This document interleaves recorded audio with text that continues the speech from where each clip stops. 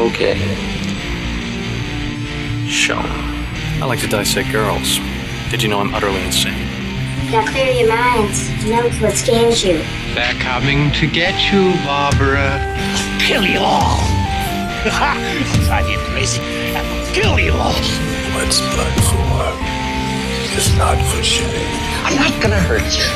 I'm just gonna bash your brains. Your suffering will be legendary, even in hell. The blackest eyes. The devil's eyes. Look at me, Damien. It's all for you. When there's no more room in hell, the dead will walk here. Well, a boy's best friend is his mother. Why do you eat people? Not people. Brains.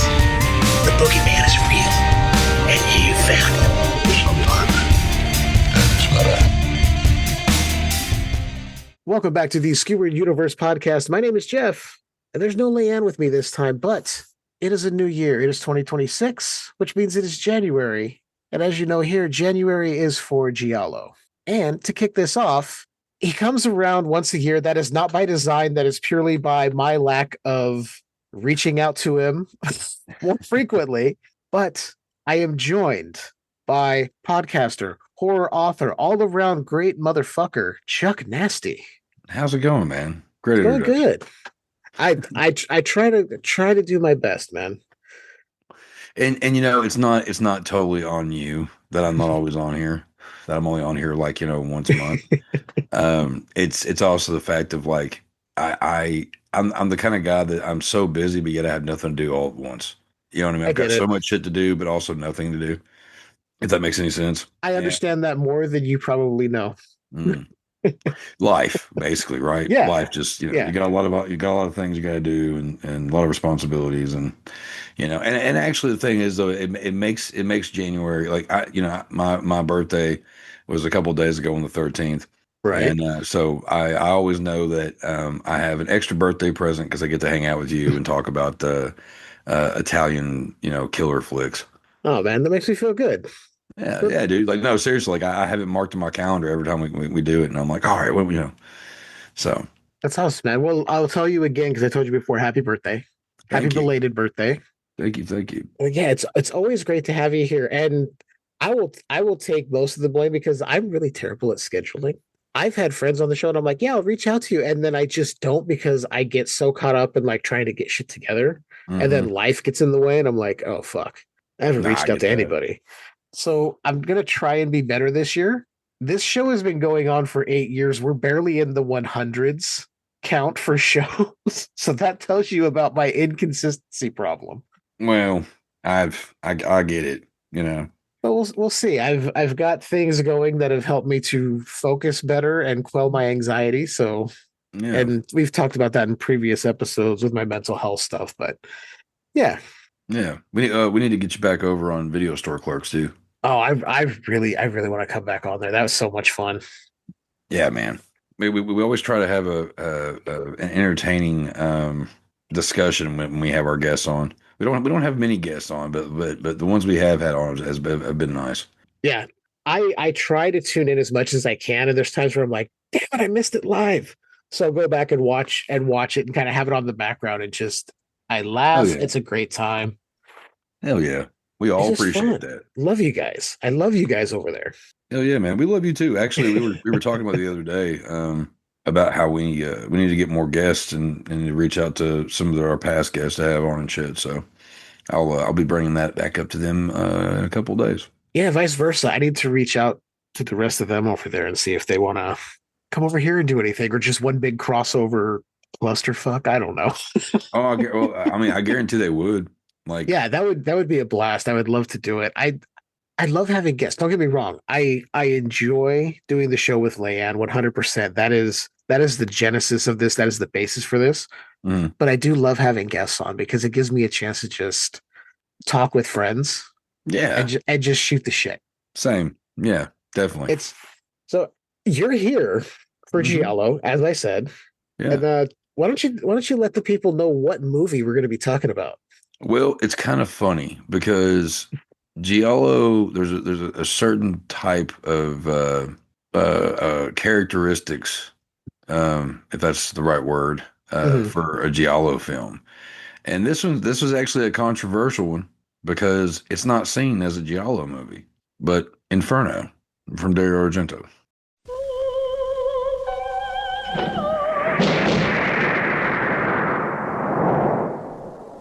I do not know what price I shall have to pay for breaking what we alchemists call silentium.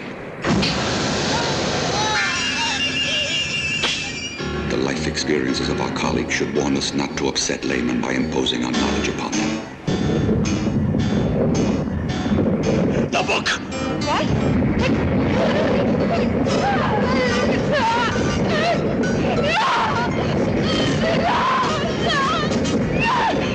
There are mysterious parts in that book, but the only true mystery is that our very lives are governed by dead people.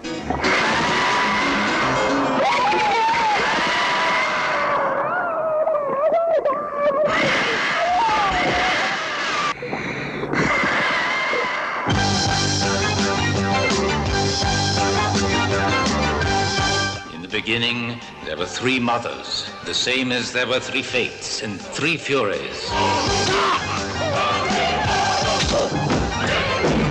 Man has always mistakenly called them by one terrifying name.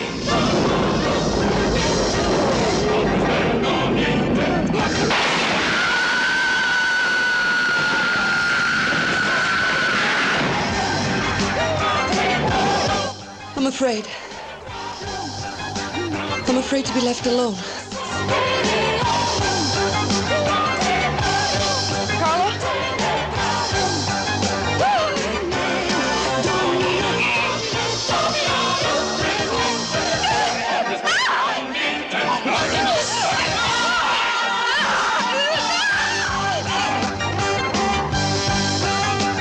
My sister.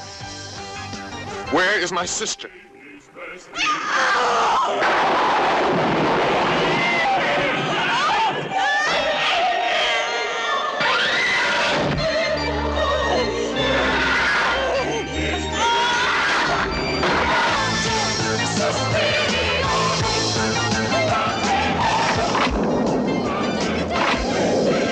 It's as if I were constantly being watched. And at times, I think I actually feel a presence, as if someone were in the room with me. Who lives in this damned house?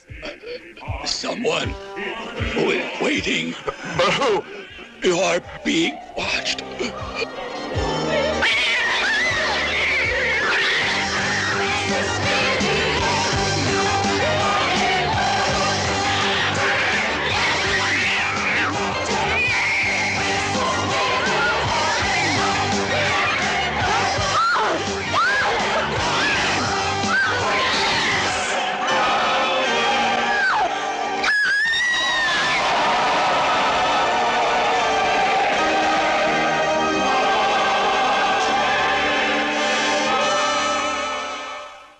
Yeah, and I watched it. I think it does have the Giallo aspects. I mean, It has aspects.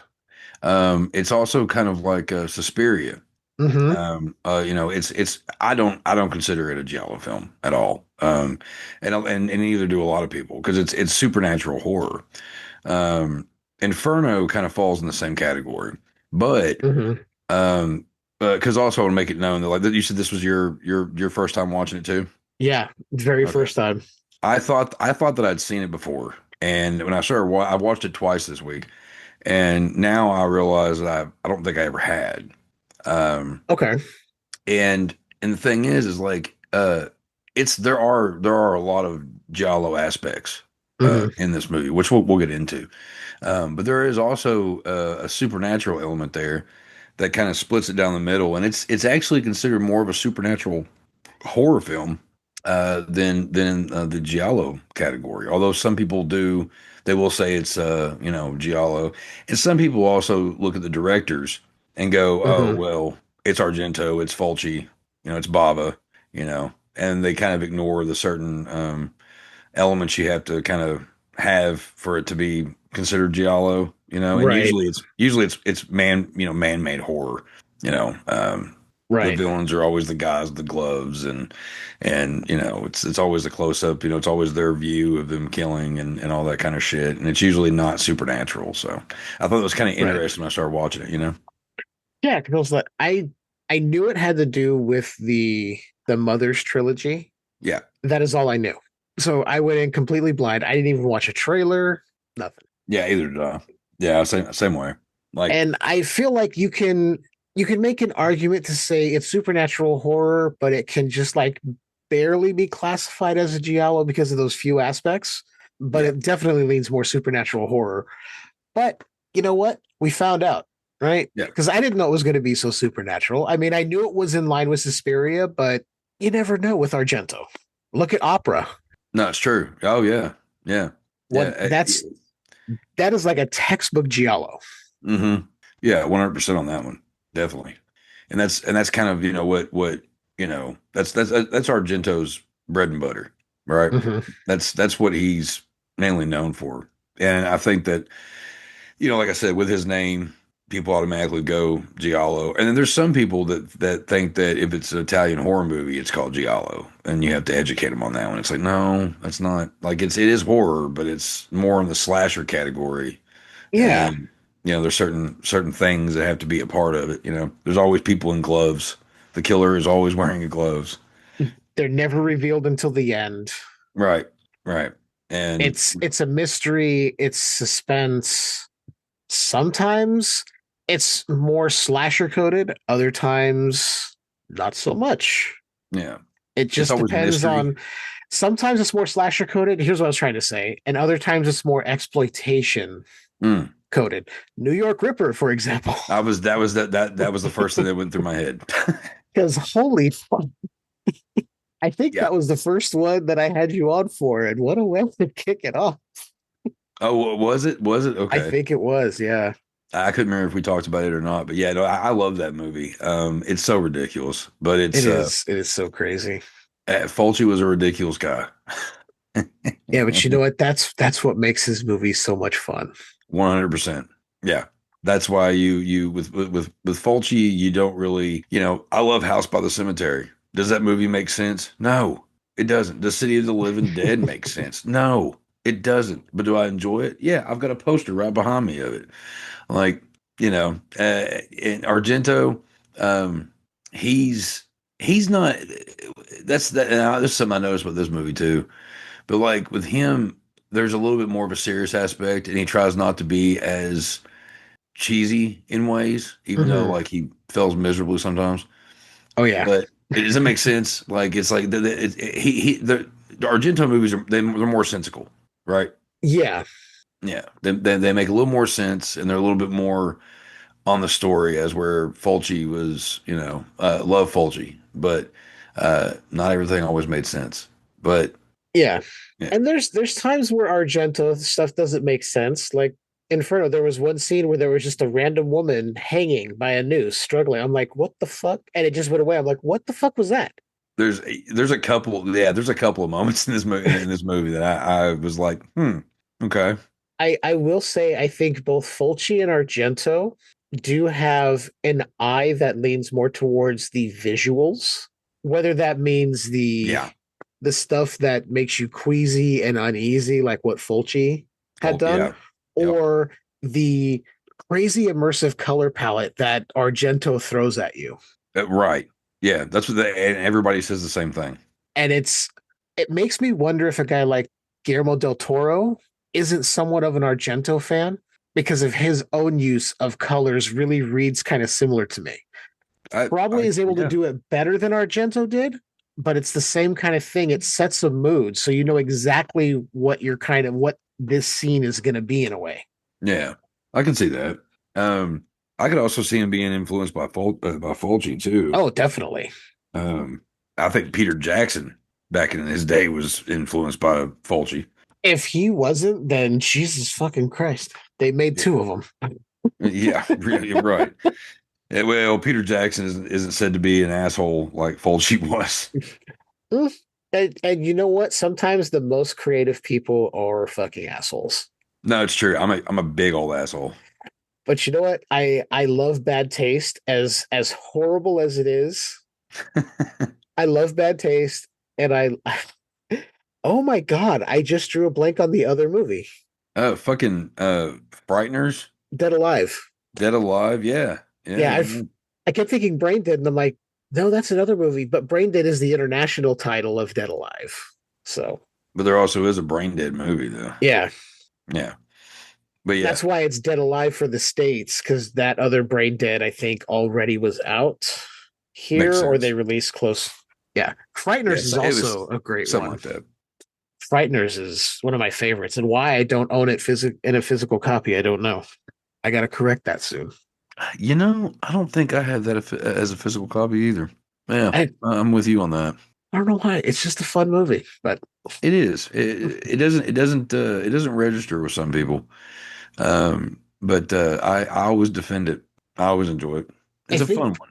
I think people were expecting, like, because of that poster with the like demonic face pushing through, sort of like Freddy Krueger over Nancy's bed. Mm-hmm. I think they were thinking, oh, this is going to be super scary. And it's like, it's not that. And I went in going, I don't know what this is going to be. Is it going to be scary or what? Yeah. And it was exactly what I wanted. And I didn't even know it. Plus, Michael J. Fox. Come on. Yeah, I love Michael J. Fox, man. He's good shit. And John Aston. Yeah. There's hell, fucking Jeffrey Combs. Oh yeah. You know, fucking Herbert West himself, who I have tattooed on my arm. Nice. Hell yeah. Love me some Reanimator, man. It's one of my favorites. But anyway. I still have to watch more of the other films, but that's another show completely. Oh yeah. Hey, I you know, if you ever wanted to do a special where we just talk about the Reanimator trilogy, I'm down for that too. You know, we just might have to do that. I'm down. Just might have to do that. So I've been looking for another one because a few years ago we did Nightmare on Elm Street and that whole retrospective, and I've been looking for another series, but I'm like, everyone does Friday the 13th. Yeah. Everyone does Child's Play, Chucky. Mm-hmm. Everyone does Halloween. Like, I did Nightmare because it's one of the ones I grew up with the most. Of course. But also, Friday the 13th is so daunting. I love Friday the 13th. I love it too. It's my favorite. Yeah. Why I didn't do that over Nightmare is beyond me, but I think it's because I didn't hear as many people talk about all of the Nightmare films. Right. It's usually part 1 and part 3, and then maybe New Nightmare. They kind of don't talk about the rest. I'm like, there's good stuff in all of them, despite how cheesy they might be. Oh yeah. I mean, you know, you were on for some of that, so yeah. You actually being on here for Freddy's Dead. Yeah. That was actually when I realized I hated that movie. Like I used to love that movie as a kid, and now as an old man watching, I'm like, this is horrible. Yeah. You know, and it's so funny, you know. But yeah, dude, I'm down. Reanimator, Evil Dead's another good franchise to talk about. There's, you know, yeah. Are you a fan of Evil Dead? Oh yeah, yeah. I do need to go back and watch the entire Ash versus Evil Dead series because I started it and then I fell off with it. Same. And then it disappeared from everywhere, and I'm like, what the fuck? And I might just have to get it somehow. You know? Yeah. That's I'm behind on that one as well. But yeah, I've got physical copies of Evil Dead 2, and Army of Darkness. I need to get a physical copy of, what was it, 2013 Evil Dead? 2019. I think. No, because there was Evil Dead Rise, which came out just a couple years ago. Yeah, oh my bad. Yeah, not 2019. And then there was the one before that, which was just Evil Dead. Yeah. Which was sort of the remake, but then it was it was kind of a retelling of the story, but it's connected because of the whole weirdness with Army of Darkness and all that shit. And I don't care. It's fine. I love the end where we see Bruce Campbell. I'm like, oh, this is all connected. Fuck yeah. Oh, I love the new Evil Dead stuff. I'm very excited about Burn. Cool. It took me a while with Rise.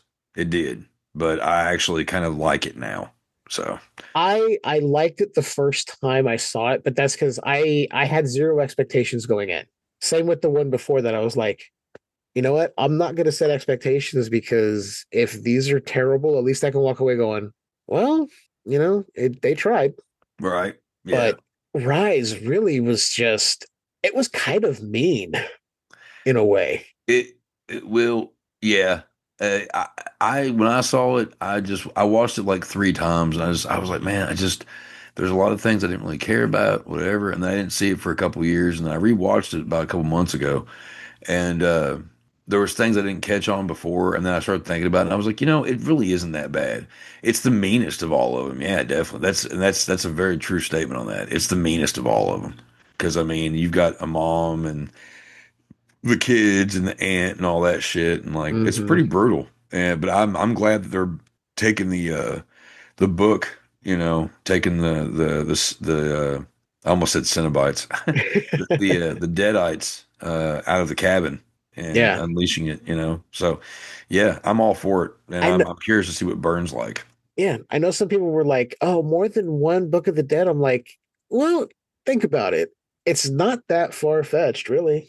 Right. I mean, there's I mean, there's 3 of them. Yeah. So it's like they're going to end up different places, right? So Exactly. And I believe all 3 were different names. So they're not all 3 the exact same book, right. but they're all tied together with all. I'm like, okay, more lore. I'm for it. Yeah. Because we haven't really got a whole lot. Raimi gave us some stuff that was like, I think the less you know, the better it's going to be. And now I'm like, okay, but now I want a little bit more. Yeah.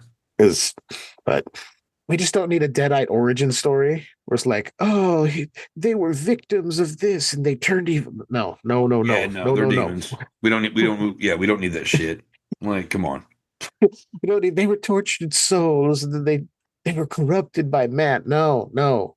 They're demonic entities. That's it. I want to ask you, because this was your first time watch of Inferno. How did you feel about, and we can talk about parts we like and all that, but I just want to know, how did you feel about like the pacing and everything of this film?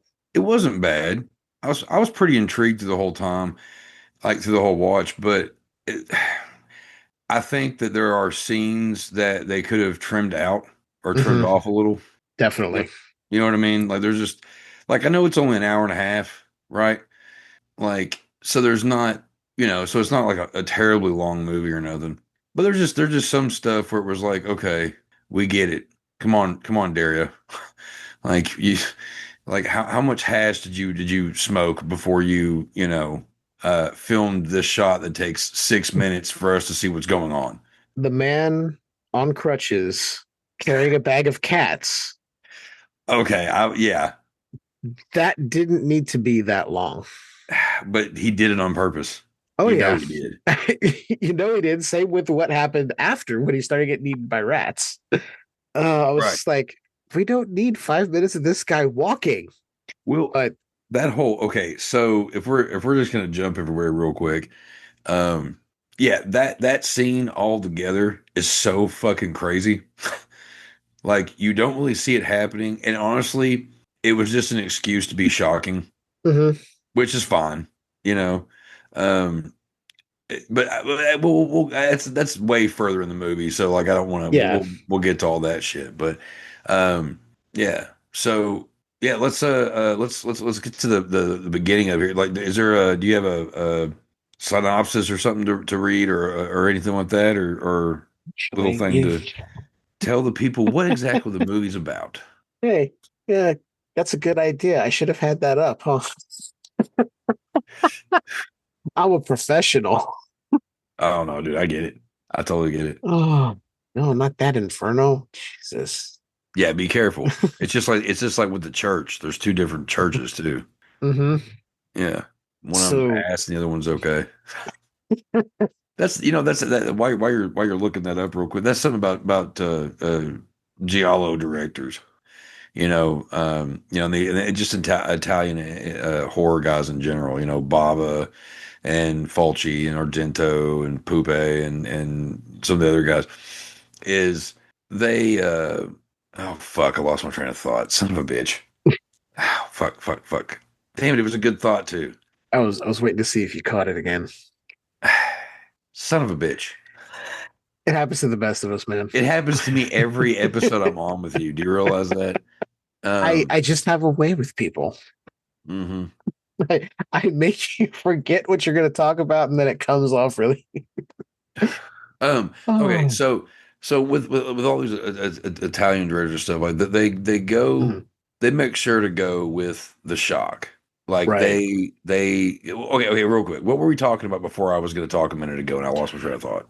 I was going to pull up the synopsis for Inferno. Okay. Well, fuck. What the fuck was I going to say then? I think I had a random thought. I know I know the second thing I was going to say. Let me get to that real quick while you're doing that. Mhm. There's always those moments where they're suspenseful and you're like, oh, okay, all right, and then nothing happens.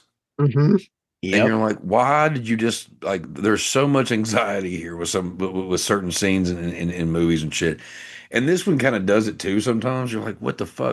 And they just put these long ass fucking shit in that just it boggles me. And sometimes I'm like, all right, it's fine, but other times I don't know.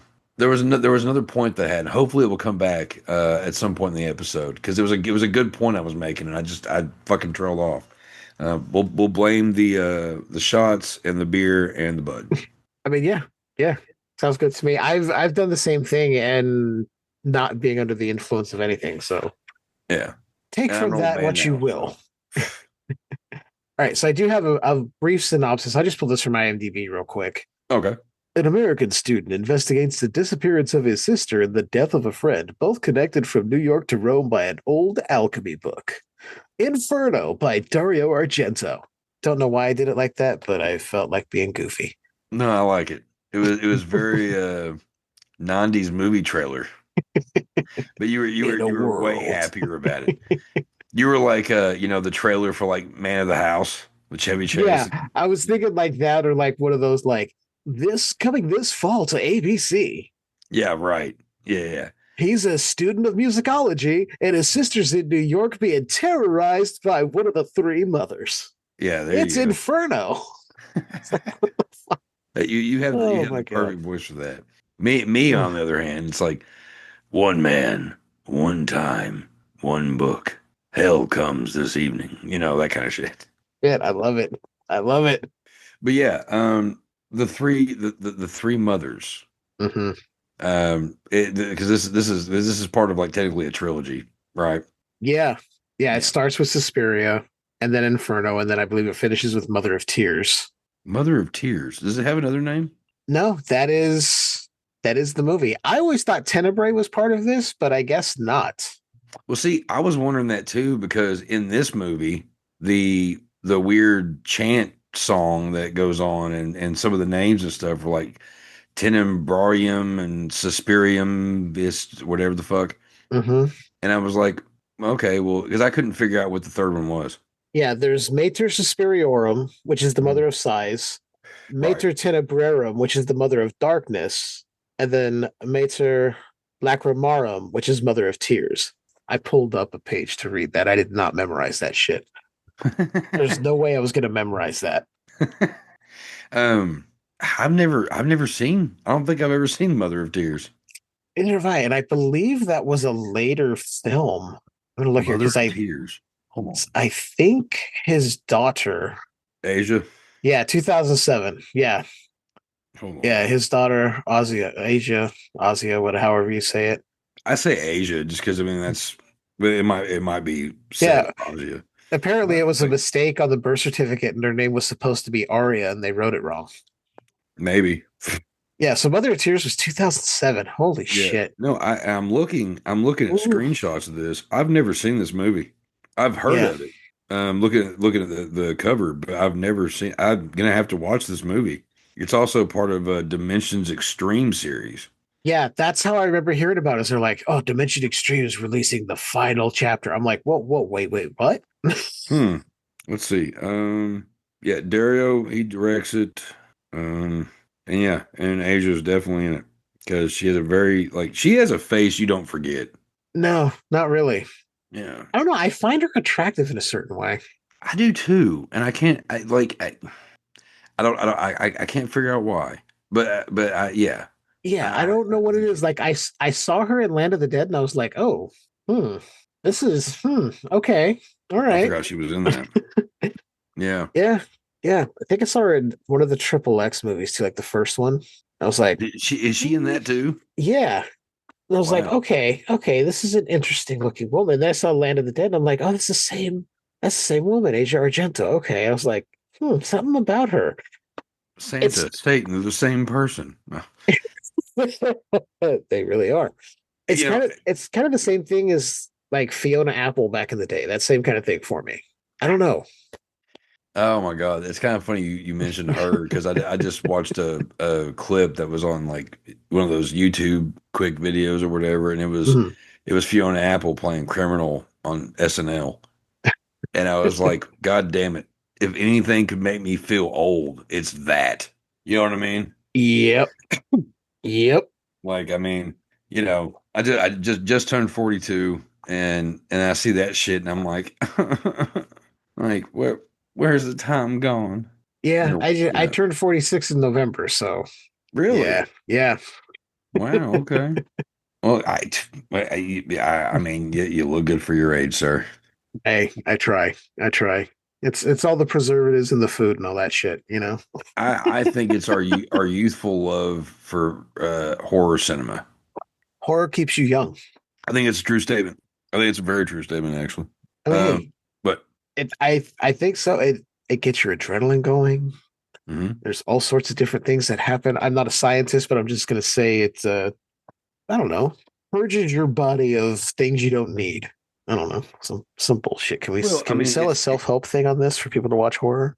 Think so? well, Side the project? thing is though, there is actual like scientific like studies that have been done. Oh yeah. And yeah, people who watch a lot of horror movies tend to live a lot longer. Because we're not our anxiety that we might have throughout the day, our anger, whatever the fuck. We watch these movies and we realize, hey, it could be worse. Oh yeah. Like there's and it's also it's a release from our everyday bullshit. So it's like you watch horror movies like every night, you get some kind of relief, for whatever reason it may be for, maybe you hate your boss, and Yeah. you want to watch Maniac, like, maybe your wife won't shut the fuck up. So you watch, you watch Psycho. I don't, I don't- Yeah. Maybe you got stepkids that, you just can't stand. So you put on the stepfather. right. See, You know. they all have a reason why we have them around. And it's true. It really is. Look, some people like to go to the gun range and shoot stuff off. Some of us like to put in 80s slashers and just see a bunch of teenagers getting hacked up to pieces. I mean, Or that's what I call fun. putting on a ridiculous, crazy monster movie and Yeah. just over the top shit and just laughing at it and going, "Oh my god, the whole top of their head came off." Ah, ha, ha. Yeah. Not everything has to have some deep meaning. Not everything has to be thought provoking. No. It's like sometimes I just need the violence, that Yeah. sometimes I just need that release, in when I watch. I think people forget about like why we really enjoy this shit. But it's like people are too serious with shit anymore, and Oof. they watch stuff that completely triggers them. That is not. See, there's the thing about that. Like Mhm. people don't want to watch horror movies because they don't want to be triggered. They don't read horror books because they don't want to be triggered, blah, blah, blah, whatever. And it's like, but yet they watch like rom-coms, which triggers them because they're alone Mhm. and they see that side of their life on screen that they didn't even realize, and it's a little worse for them than a horror movie. It kind of makes them depressed, kind of makes them feel a certain way because they realize that in these rom-coms, the ending is not how it goes in real life. You see, so Nope. it's false. It's false advertising in those movies. In horror movies, we know that there are villains in this world. We know that there is an everlasting battle between good and evil, and we're not surprised when sometimes there's not a happy ending. Yeah, I kind of prefer when there's not a happy ending. Yeah. Like some people are like, "No, it has to be like hopeful for the rest." I'm like, "No, it doesn't. No, No, it doesn't." no, not at Look all. at Prince of Darkness. There's no happy ending there. No, not Day at of the all. Dead. Nope. Somebody might be like, but they got away. I'm like, for now. Or did they? Right. Yeah. There's always, it's like Dawn of the Dead, same thing. Mhm. The remake, when they end up on they're in the boat and they got away, but they get on this Mhm. fucking island and they're fucked. Yep. It's like sometimes reality does not have a happy ending. Yeah. And I think it keeps us more alive, honestly, when it comes down to it. Yeah. That, and then like these rom-coms and shit like that, there's false, it's false advertising, It's that. And not everybody, meets that person, at the bar and then, can't quit thinking about them. And then next thing you know, they track them down and then it's, these funny little obstacles they go through and then they're happily Mhm. ever after. That's not reality. No. Reality is no matter like you watch a horror movie and it may have creatures in it and whatever the fuck else, we can all relate to them. We're all scared of the monster under our bed, no matter if it's actually a monster or not. Yeah. You know. And plus, at least for me, and I don't want to speak to all horror fans, but it also goes back to me as a kid watching this stuff, getting the shit scared out of me.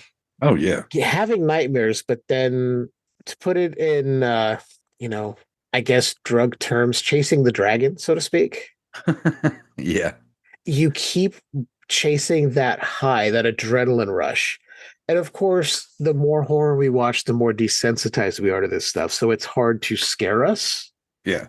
But then when something comes along and unnerves you, it gets under your skin just a bit, you're like, yeah, that's the stuff. Mm-hmm. That unnerving feeling you get when you watch something. Mm-hmm. It's like, like Bring Her Back. Did you saw that one, didn't you? No. I liked it. It was really good. I'm gonna have to check that out. Yeah, there's a scene where a kid's chewing like fucking glass and shit, and it's just Jesus. like Jesus Christ.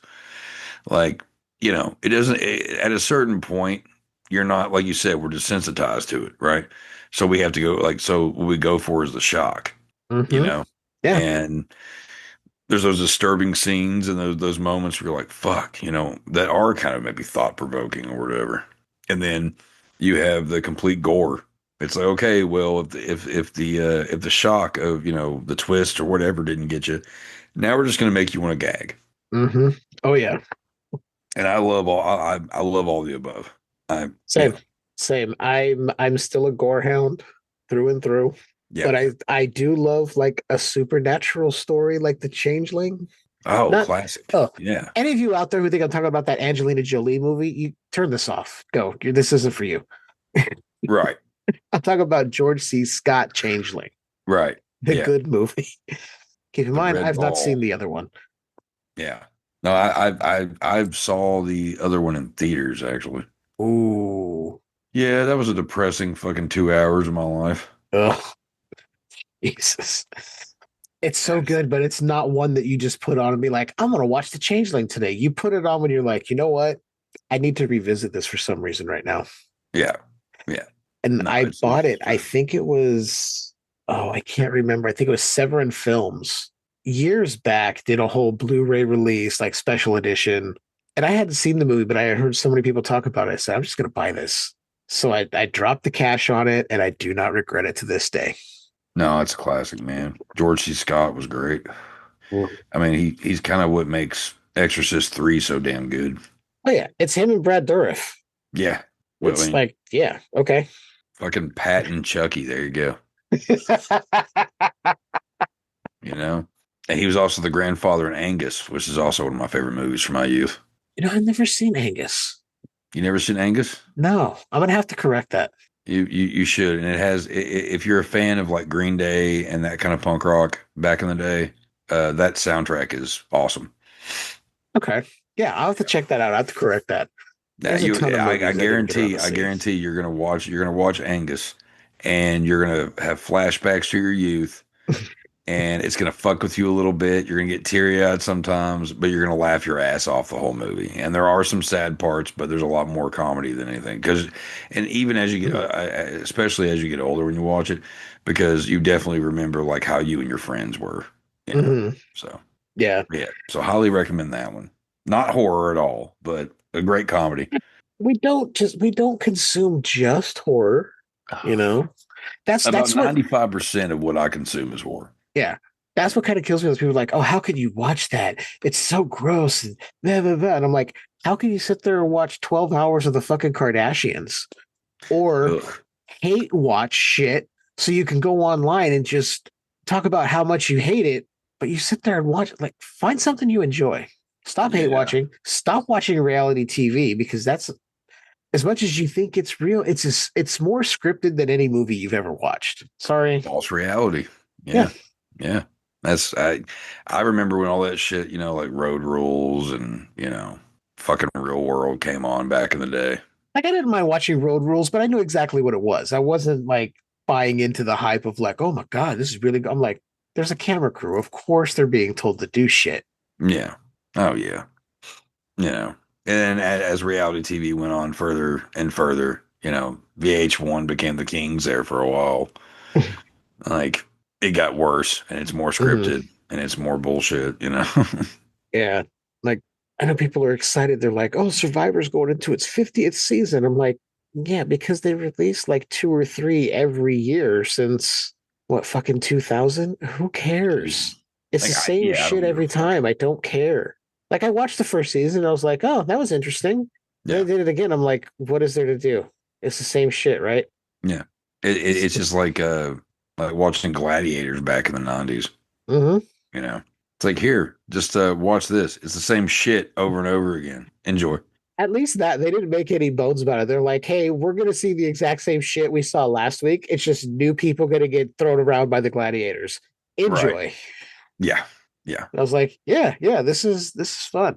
Yeah. Go back to bed, America. It's okay. And Watch then your I found out reality TV. Nothing's going on. Everything's fine. Go back to bed, America. Go to sleep.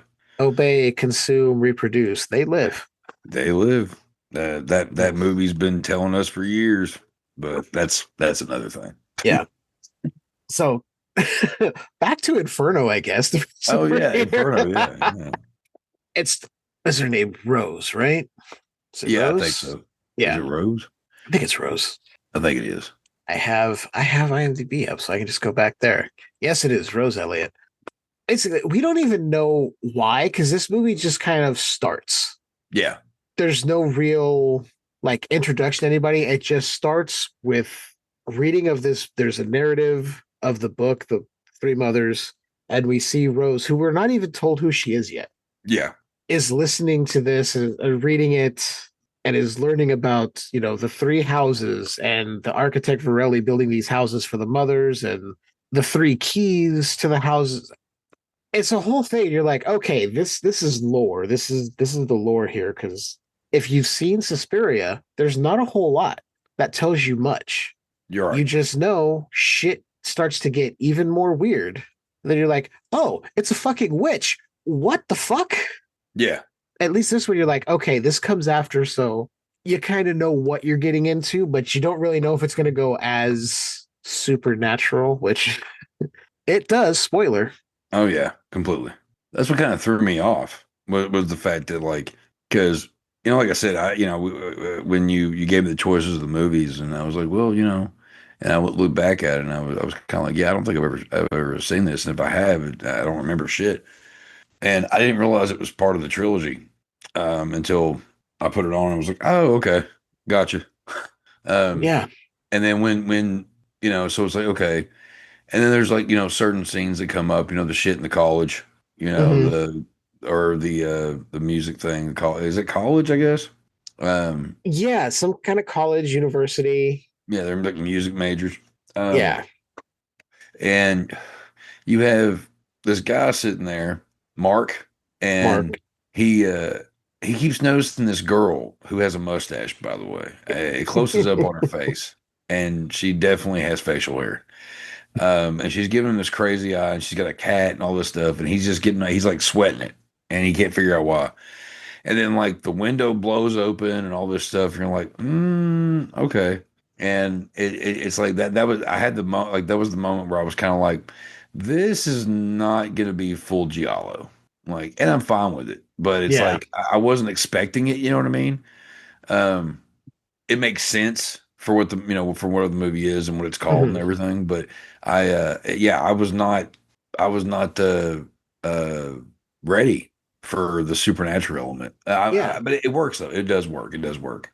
Because I honestly thought with the way this movie opens, I thought, okay, maybe we're going to get more of a mystery type Giallo, where somebody's trying to suppress anyone from learning more about the three mothers to sort of quell their power, like keep them from being known. Maybe it stifles their ability to gain more power or whatever. Yeah. But then you see the college, you're like, oh, this chick with the crazy intense eyes and mustache, which I didn't realize she had a mustache. I was distracted by her eyes because I'm like, those eyes are fucking intense. Jesus. She has some beautiful eyes. She really does. Yeah, I was like, well, yeah, I could see why this guy would be like, what the fuck? Yeah, but she definitely. If you go back, it closes up on her mouth at one point, and you're like, oh, you've got a Beyonce thing going. Well, she is Italian. Yeah, well, yeah. I believe she is. I mean, I don't even know if she had a name in the movie. She didn't have a fucking voice. She didn't talk. She was just there on a couple occasions. Oh, and that was it. Music student, maybe. If this is, yeah, that's her. She was just credited as music student. That's kind of weird. Oh, she was also in The House by the Cemetery. Okay, I thought she looked familiar. That's the babysitter chick. I'm pretty sure. Because isn't House by the Cemetery the one with Bob? Yeah, the most annoying kid ever in a film. Yeah, I think that's why I've hesitated on watching it. Is I heard so many people go "fucking Bob." I'm like, man, do I really want to? Kid. It's the overdubbing is what kind of does it, but it's just he also whines so much. Yeah, yeah, that's interesting. What I really like about that scene where Mark is, catching the supernatural vapors, feeling sick, whatever, is when the windows blow open and there's the gust of winds coming through, nobody reacts to it. Yeah. I was like, oh, okay. So he's the only one that's seeing any of this and experiencing any of this. He's hallucinating. Yeah. I'm like, okay, they're already in his head. I was like, okay.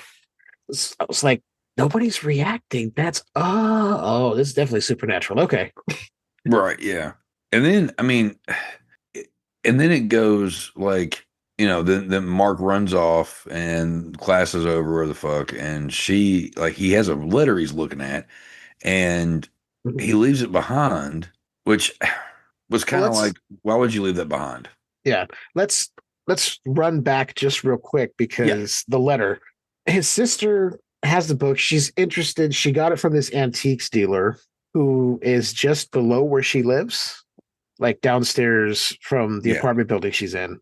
And she goes and talks to him and he's like, you kind of like, you don't want to, maybe leave it alone.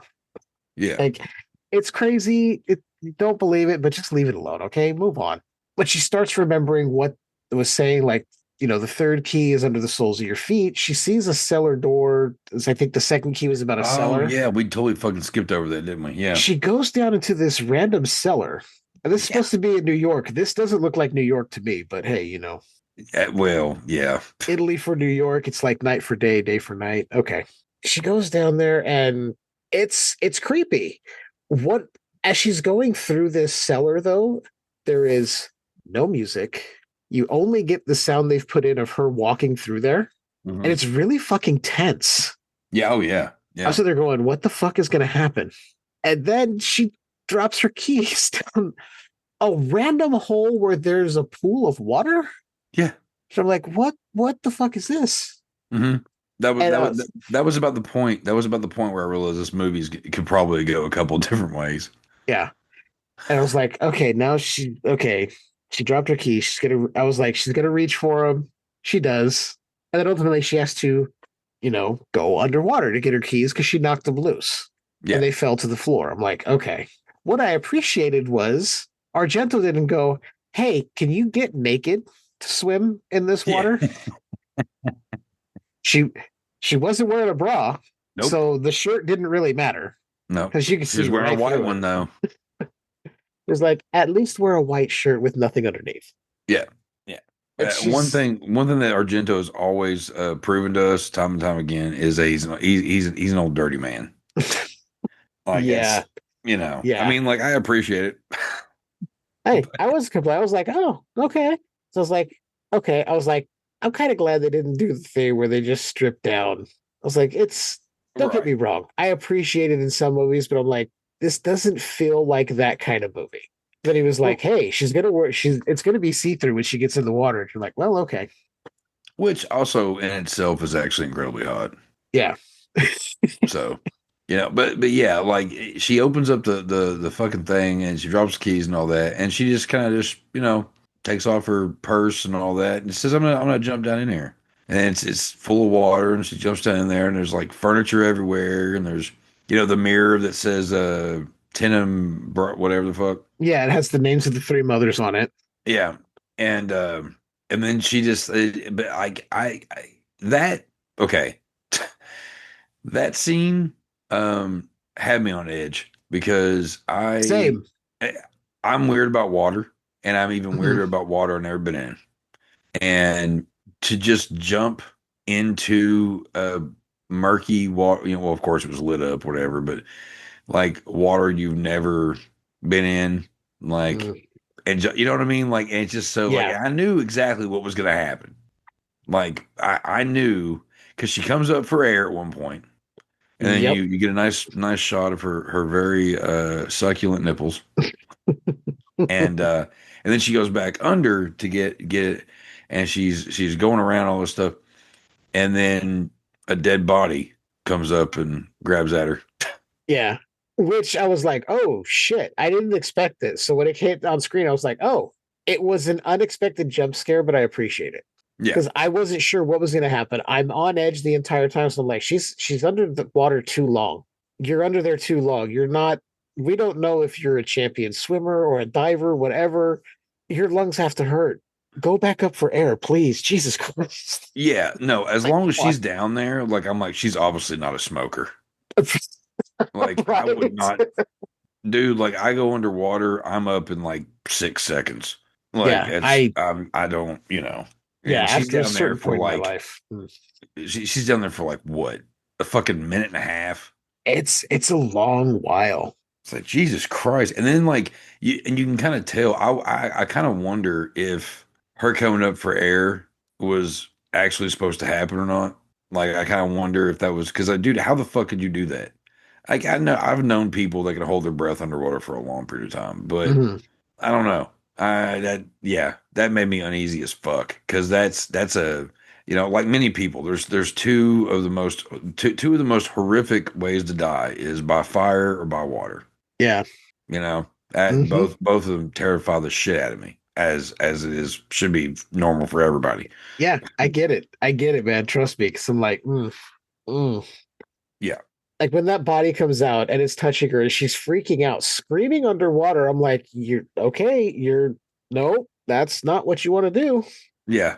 That's the equivalent of, you ever seen that video of those divers who were, I remember where it was at, but there was like a whole like group of divers that went like way down the ocean somewhere. And this one girl was very inexperienced and she, ended up getting away from the group, and then she was trying to catch up to the group or some shit, and she started panicking, and she took her fucking helmet off. She took the fucking diver helmet off, and she ended up drowning because they were way the fuck down there, and she was having a panic attack, and she tried to take it off, and they're like, no, because that's what fucks you up. If you're not ready to go underwater like that, your body reacts. Yeah. It's like, oh, well, you can't breathe, so take this off, right? And that's fucking terrifying. I know where I need to be, and it's land. People who are like, I want to dive in the ocean. I want to do this. Cool, do that. Don't fucking ever ask me to do it though. Yeah, like no, thank you. I've been out on a boat whale watching with one of my classes growing up.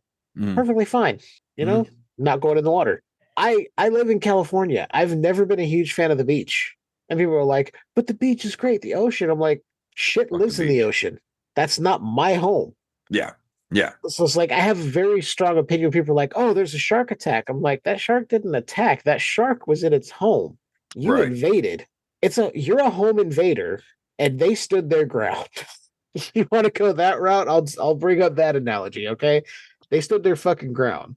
Oh yeah. I mean, you can't get mad at an animal for like, oh, a bunch of people are now in its fucking territory. Like, look at Siegfried and Roy. When everybody's like, "Oh, I can't believe that tiger," I'm like, really? It's a tiger. Yeah. Who was probably abused like fucking crazy by them, and we just didn't know it. And it finally had enough. Well, it's like how many times has a gorilla, like, we had, what was his fucking name? That one gorilla that was killed after the kid fucking fell into the fucking, Harambe. yeah. It wasn't their fault. Mm-mm. Not every animal out there is a Jane Goodall, whatever her fucking name was. I mean, she was a great woman, she was, but like not every animal was like a student of hers. you No. know, like yeah, not I know Robin Williams had a good, he had a good few moments with that ape or whatever and all that. That's not all of them. No. People forget, what reality is. The reality is we're told to stay away from these animals for a fucking reason. Unless you're a professional. If you're a professional and know what the fuck you're doing, and that is on that's on your accord. That's on your fucking life. I mean, fucking, Steve Irwin. I think he was one of the greatest individuals. He was one of the greatest people to ever exist. He was a kind-hearted person, and he cared. And he knew what he was getting into when he jumped into, places with these animals. Yep. And everybody was kind of like, and I'm not trying to make a funny out of this at all, but like when I was told he was killed by a stingray, I was like, really? A stingray? It wasn't a fucking alligator? You're like, this guy has picked up venomous snakes and been near crocodiles, alligators, also, and it was a stingray? Yeah. It was like it wasn't the animal we thought he was gonna get it from, Yeah. Yeah. Rest in peace, old Steve Irwin. His kid's in the new Zootopia movie. I haven't seen it yet, but I know he's got a character in there. Oh, nice. I didn't even know that. Yeah, yeah, and I'm glad that he's still keeping up with the family business and stuff. So I have a lot of respect. I love animals, and I have a lot of respect for people who have respect for animals. Yeah. And I know there are people who are like, well, he got what he deserved going out there messing with those animals. Like, he wasn't messing. He was trying to educate you. Like, he was like, don't do what I'm doing. Okay. Yeah. I'm a professional. I've studied these animals, but please don't do this. Yeah. And then he'd always be like, you're okay. You're okay. You're all right. You're all right. As he's putting them back. I'm like, see, he's not meaning to disturb them, but he's trying to educate you. Yeah. As to what this animal is. Mm-hmm. What's wrong with that? He's not going out there going, oh, hey, look, this snake, and then cutting it up and eating it in front of you, or, I mean, dude, there are so many people out there that think they know what they're doing when it comes down to like snakes and all that stuff. And it's all a TikTok world. Yeah. But anyway, I don't even know how the fuck we got on the. Oh yeah, just talking about underwater shit. And all yeah, that. Yeah. I've seen videos, not that one in particular, but I've seen ones where people have dove down and then they can't determine up from down because it's so dark. That's terrifying. And then I'm like, Christ. You just sit there and run out of air. I'm like, no. Have you seen 40 meters down? Mm-hmm. Yep. Oh my God. I've seen them both. Yeah. The second one was I didn't like the second one, but the second one leaned more into like, it was a little cheesy. Yeah, it was. The first one, I'm like, you didn't need this. The second one leaned more into like, oh, it's a little more over the top. The first one, I'm like, you can definitely imagine this happening. The first one terrifies the living shit out of me. Somebody has, really old equipment, can get you what you want really cheap, as opposed to other places. And then shit goes wrong because they don't upkeep that equipment. Yeah. And I was like, oh, fuck. Leave. Yeah.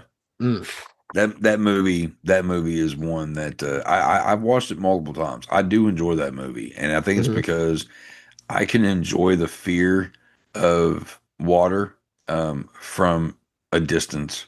Yeah. Yeah. Yeah. It's kind of like The Shallows too. I didn't mind that one. I thought that one was a different take on it. You're not under the water, but the water is filled with something that's not going to let you get to safety. Right. When you Yeah. try, you're stranded on this one spot, stuck in the sun, trying to figure out how you're going to get past this shark in the water. Is like, I smell blood. I'm going to stick around until I feed. I'm like, fuck that. Nope. Yeah, Nope. dude. So yeah, that's how I felt with this underwater scene with her, because then she goes to try and get out and she goes right to the ceiling where there's Yeah. no hole. I'm like, oh fuck. I was like, she's gonna drown already, and we're not gonna know about this, aren't we? Yeah. No, she got out. Of course she did. Of course, because she's the genesis for everything else that goes down. See, one thing that I can't figure out if I like it or I don't when it comes down to this movie is the fact of like the first little bit you have her and all that shit. Like there's so many there's so many like female characters that it's hard to keep up with them. Yeah. If that makes sense. No, it totally makes sense, because after we see Mark and we get his experience in the class, we're now with the student, the female student who picked up the Sarah, I think was her name, who picked up the letter and was trying to give it back to Mark. Yeah. And we get her running around to a library trying to find the book about the three mothers, and it should be right behind you. I was like, don't ever listen to somebody that should be right behind you, and then it is. Get the fuck out of there. Well, see, that actually, so that scene in particular, since we're talking about it, when the old man, like it, I don't, okay, so she, I don't know why Argento thought this was a good shot. I don't. I think it was the worst call. And this one, I mean, when you're making films, every scene counts, every fucking moment, you know, and especially when you're trying to do a scene where you need a good reaction. Now, where he fucked up is because he, you know, the guy at the library tells her where the book is, and then he's walking away, and she waits for a minute before she turns around and she's like, oh, thank you, or whatever the fuck. And it's like, what he should have done there was had more of a close up shot where the old man's out of the fucking screen. You know, he's not in the screen anymore.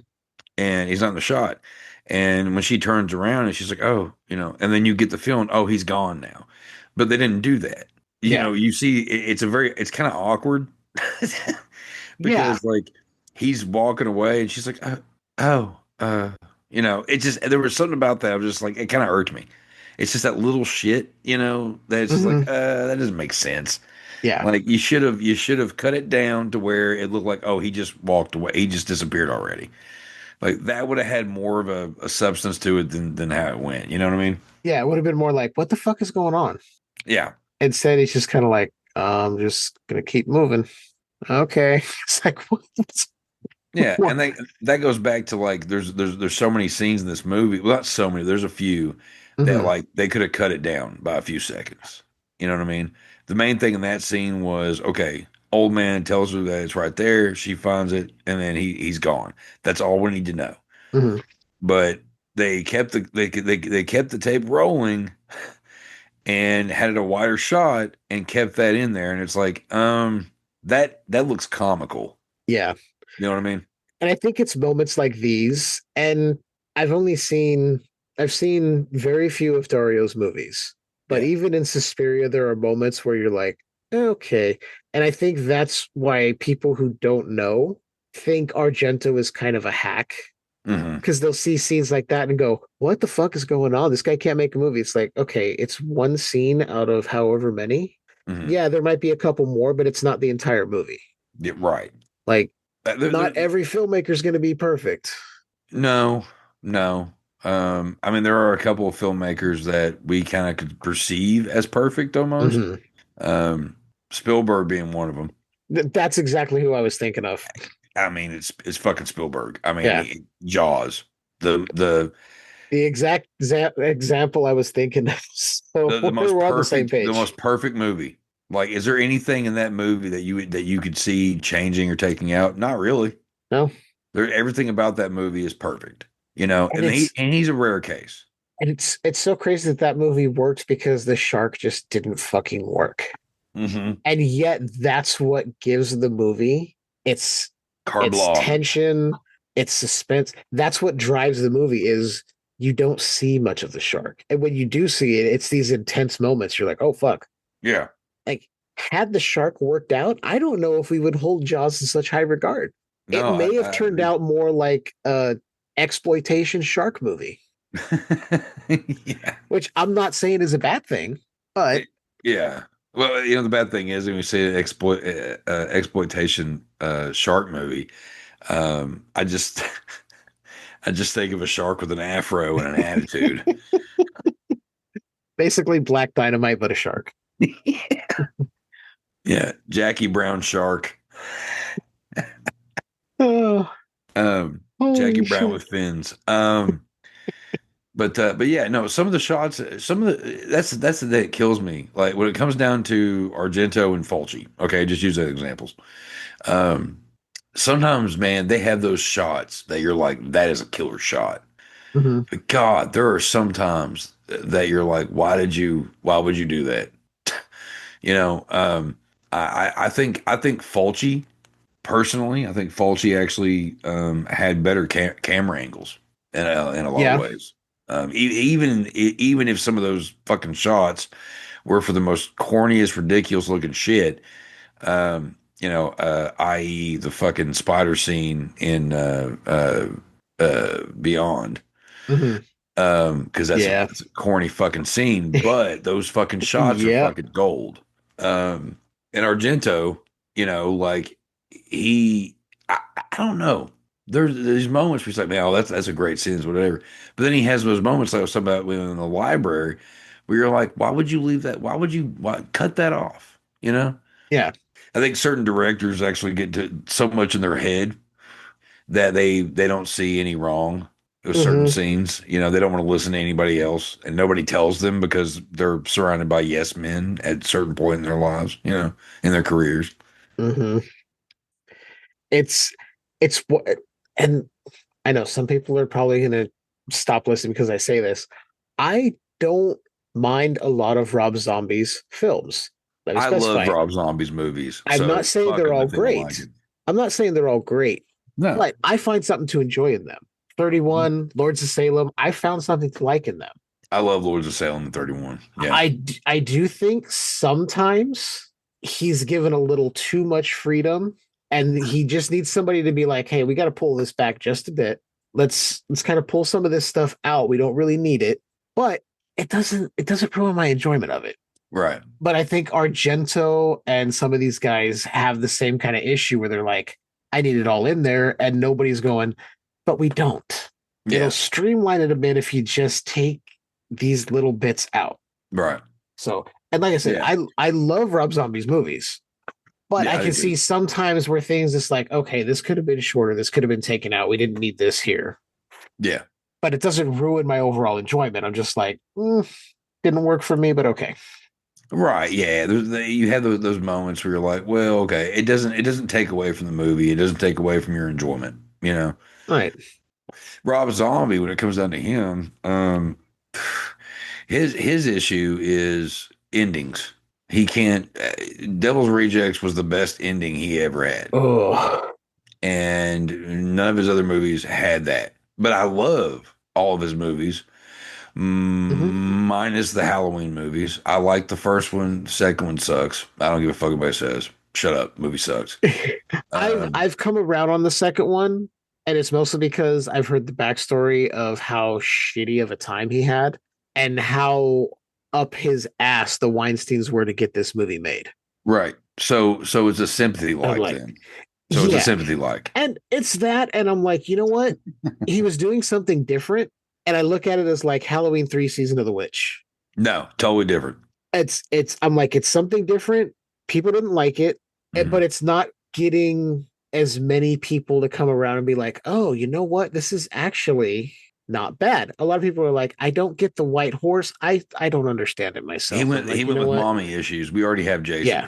We already have Jason doing that. Then he tried to make fucking Michael Myers doing it. And that movie's a mess.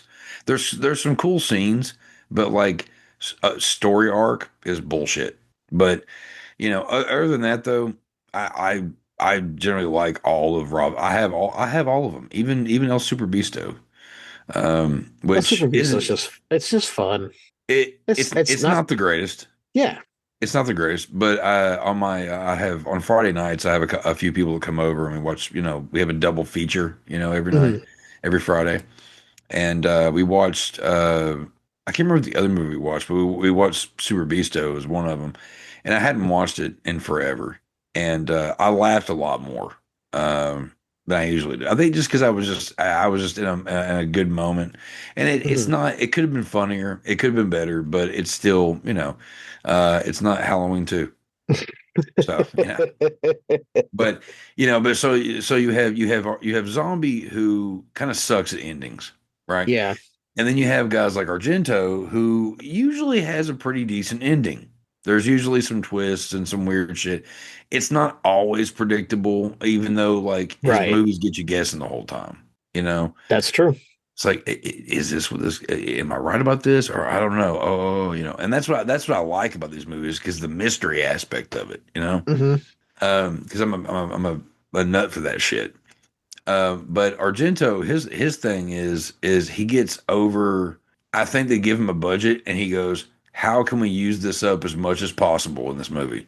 And like, yeah, you know what I mean? Like, there's moments where you're like, I don't understand why you fucking Italian fucks want to put moments in these movies that don't belong.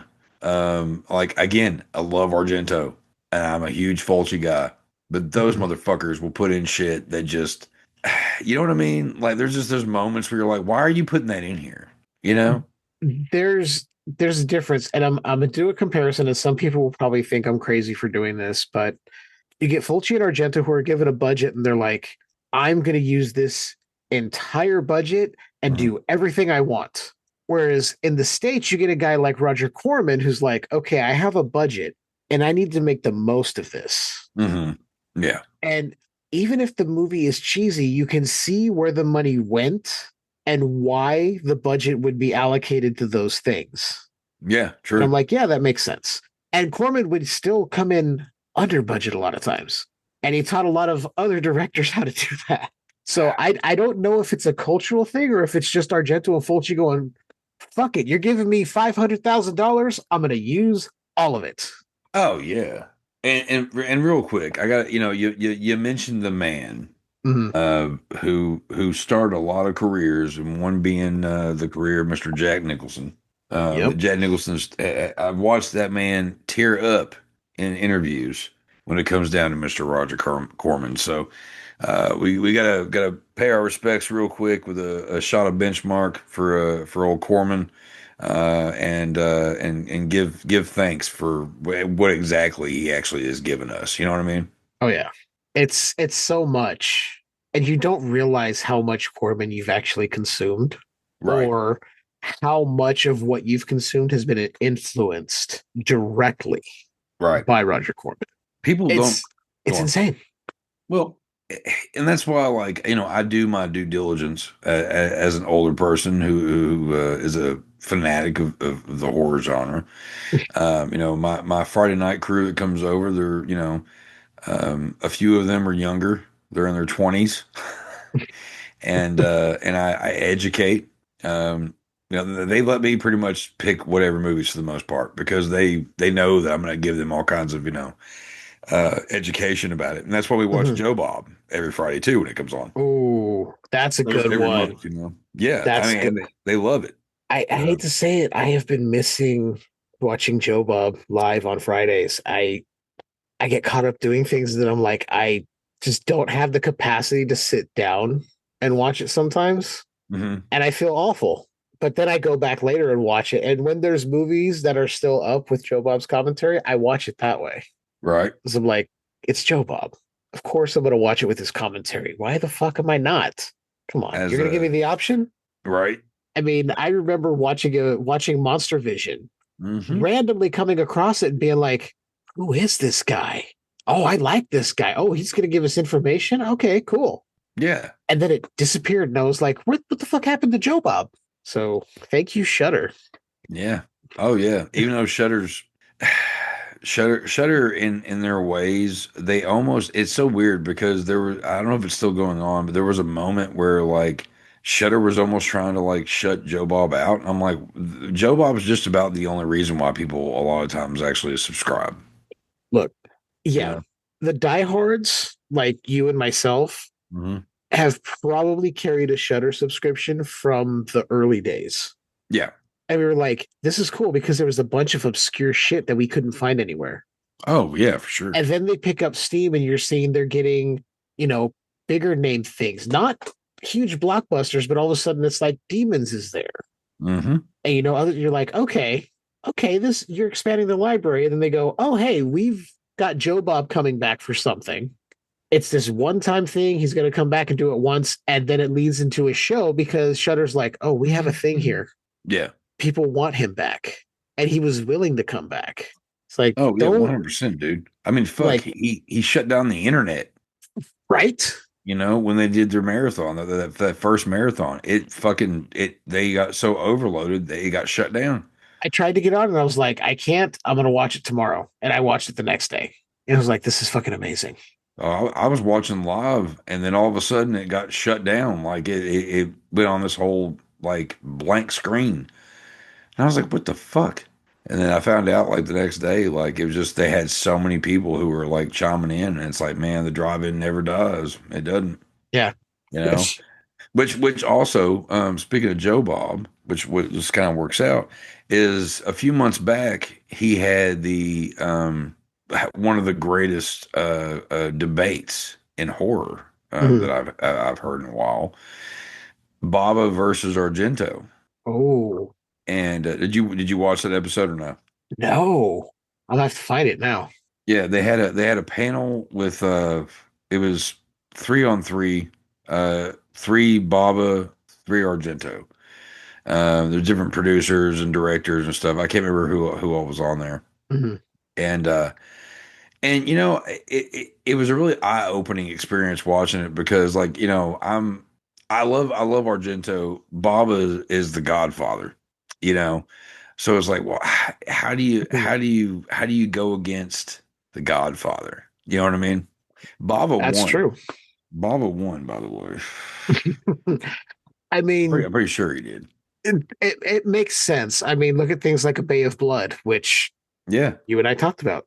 But yeah, last year. Yeah, it was last year. Yeah, and I did 2 Bava movies last year because I also talked about Blood and Black Lace. Mm-hmm.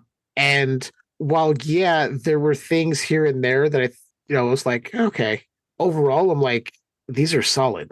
Yeah, there wasn't a whole lot of fat to trim out, so Bava knew what he was doing. Like I said, here and there, I was like, kind of not for me, but I was watching it with 2025 eyes and not at the time these were released in 71 and 64. Right. Yeah. So a little more skeptical now, but had I been alive back then and seen these, I probably would have been blown the fuck away. Oh yeah. The thing about Baba though is Baba keeps a story consistent. Mm-hmm. Like if you watch any of his stuff, like he keeps the fucking story, the plot consistent, and the mystery. He wraps it all around perfect. But there's never been a Bava movie I watched where like, at the end of it you're going, oh, okay, they're all in on it. You know what I mean? Like what was that? What did we do last year? That was A Bay of Blood. Bay of Blood, yeah. Bay of And Blood. that's a perfect example. I mean, that's also considered like one of the first real Giallo films. Yeah. I mean, let's call it by the better name, Twitch of the Death Nerve. I mean, that's such a better name. Nerve. It's like, what the fuck? I want to watch that. Like Bay of Blood, you're like, okay. Twitch of the Death Nerve, I'm like, ooh. Bay of Blood is such a do I want to say stereotypical title? Maybe it's very unassuming, right? Yeah. What was the other title again? Twitch of the Death Nerve. Yeah, I like that one better. Yeah, same. And I had always heard about Twitch of the Death Nerve. And I was like, what is it? And then I would hear about A Bay of Blood, not knowing they were talking about the same movie until I think it was, I don't remember. It was some documentary I saw, and they mentioned the state's title and then the international title being Twitch of the Death Nerve. I'm like, why can't we get cool shit like that? Come Right. on. Well, I mean, like I did the same shit with the Beyond. I bought a copy of that at Meyer when I was like 15, 16, and it was Seven Doors of Death. And I it was the first I bought a couple of movies that were like that. You know, it was a Halloween time. They had all the collections out, you know, before collections was a big thing, you know, like they had some cool shit, you know. And I bought that and I watched it and I love that fucking movie. To this day, it's one of my favorite fucking movies. And years later, I would make friends with like-minded people who kept bringing up the Beyond. And and they're like, "Oh, you guys see the Beyond? You go to the Beyond?" And I was like, "Yeah, man, definitely." And then I went to go watch it and realized it's Seven Doors of Death. Yeah, they have all these fucking titles for these fucking movies. I'm like, I don't know if I've seen it or not. You Italian fuckers and your goddamn like, you know, actually just any foreign film, they have other titles for them. You know what I mean? And it's kind of funny when you actually go back and actually look at some of the alternate titles for international release. You know? Yeah, it's well, it's like Dawn of the Dead was released as Zombie. Yeah, yeah. And I'm like, well, what? Wait a minute, man. When it comes down to that, like there's so many zombie films. Oh, there's so many movies that in different countries, whatever, that are called zombie. Oh yeah, you know, like it's, but you can't beat the original Zombie. You can't. But everybody tries to name this, that, and the other, and it's like, what the fuck? I asked a buddy of mine on a name drop, Cameron Romero. I asked him one time what his dad thought about about Fulci, and because I know it was a whole thing, and he's like, no, he's like dad respected Fulci for what he was trying to do, because he saw what he was trying to do. He was trying to work off Dawn of the Dead. He was trying to Fulci gave Dawn of the Dead and Night of the Living Dead, Day of the Dead, or whatever. He actually kind of gave it a fucking backstory. Yeah. And Romero respected that. He didn't want to admit that it was a good idea at all. I mean, God takes his creation and does that shit with it, but it was kind of perfect. And I will always say that Zombie is the perfect zombie movie. I mean, does it get better than a zombie fighting a shark? Never.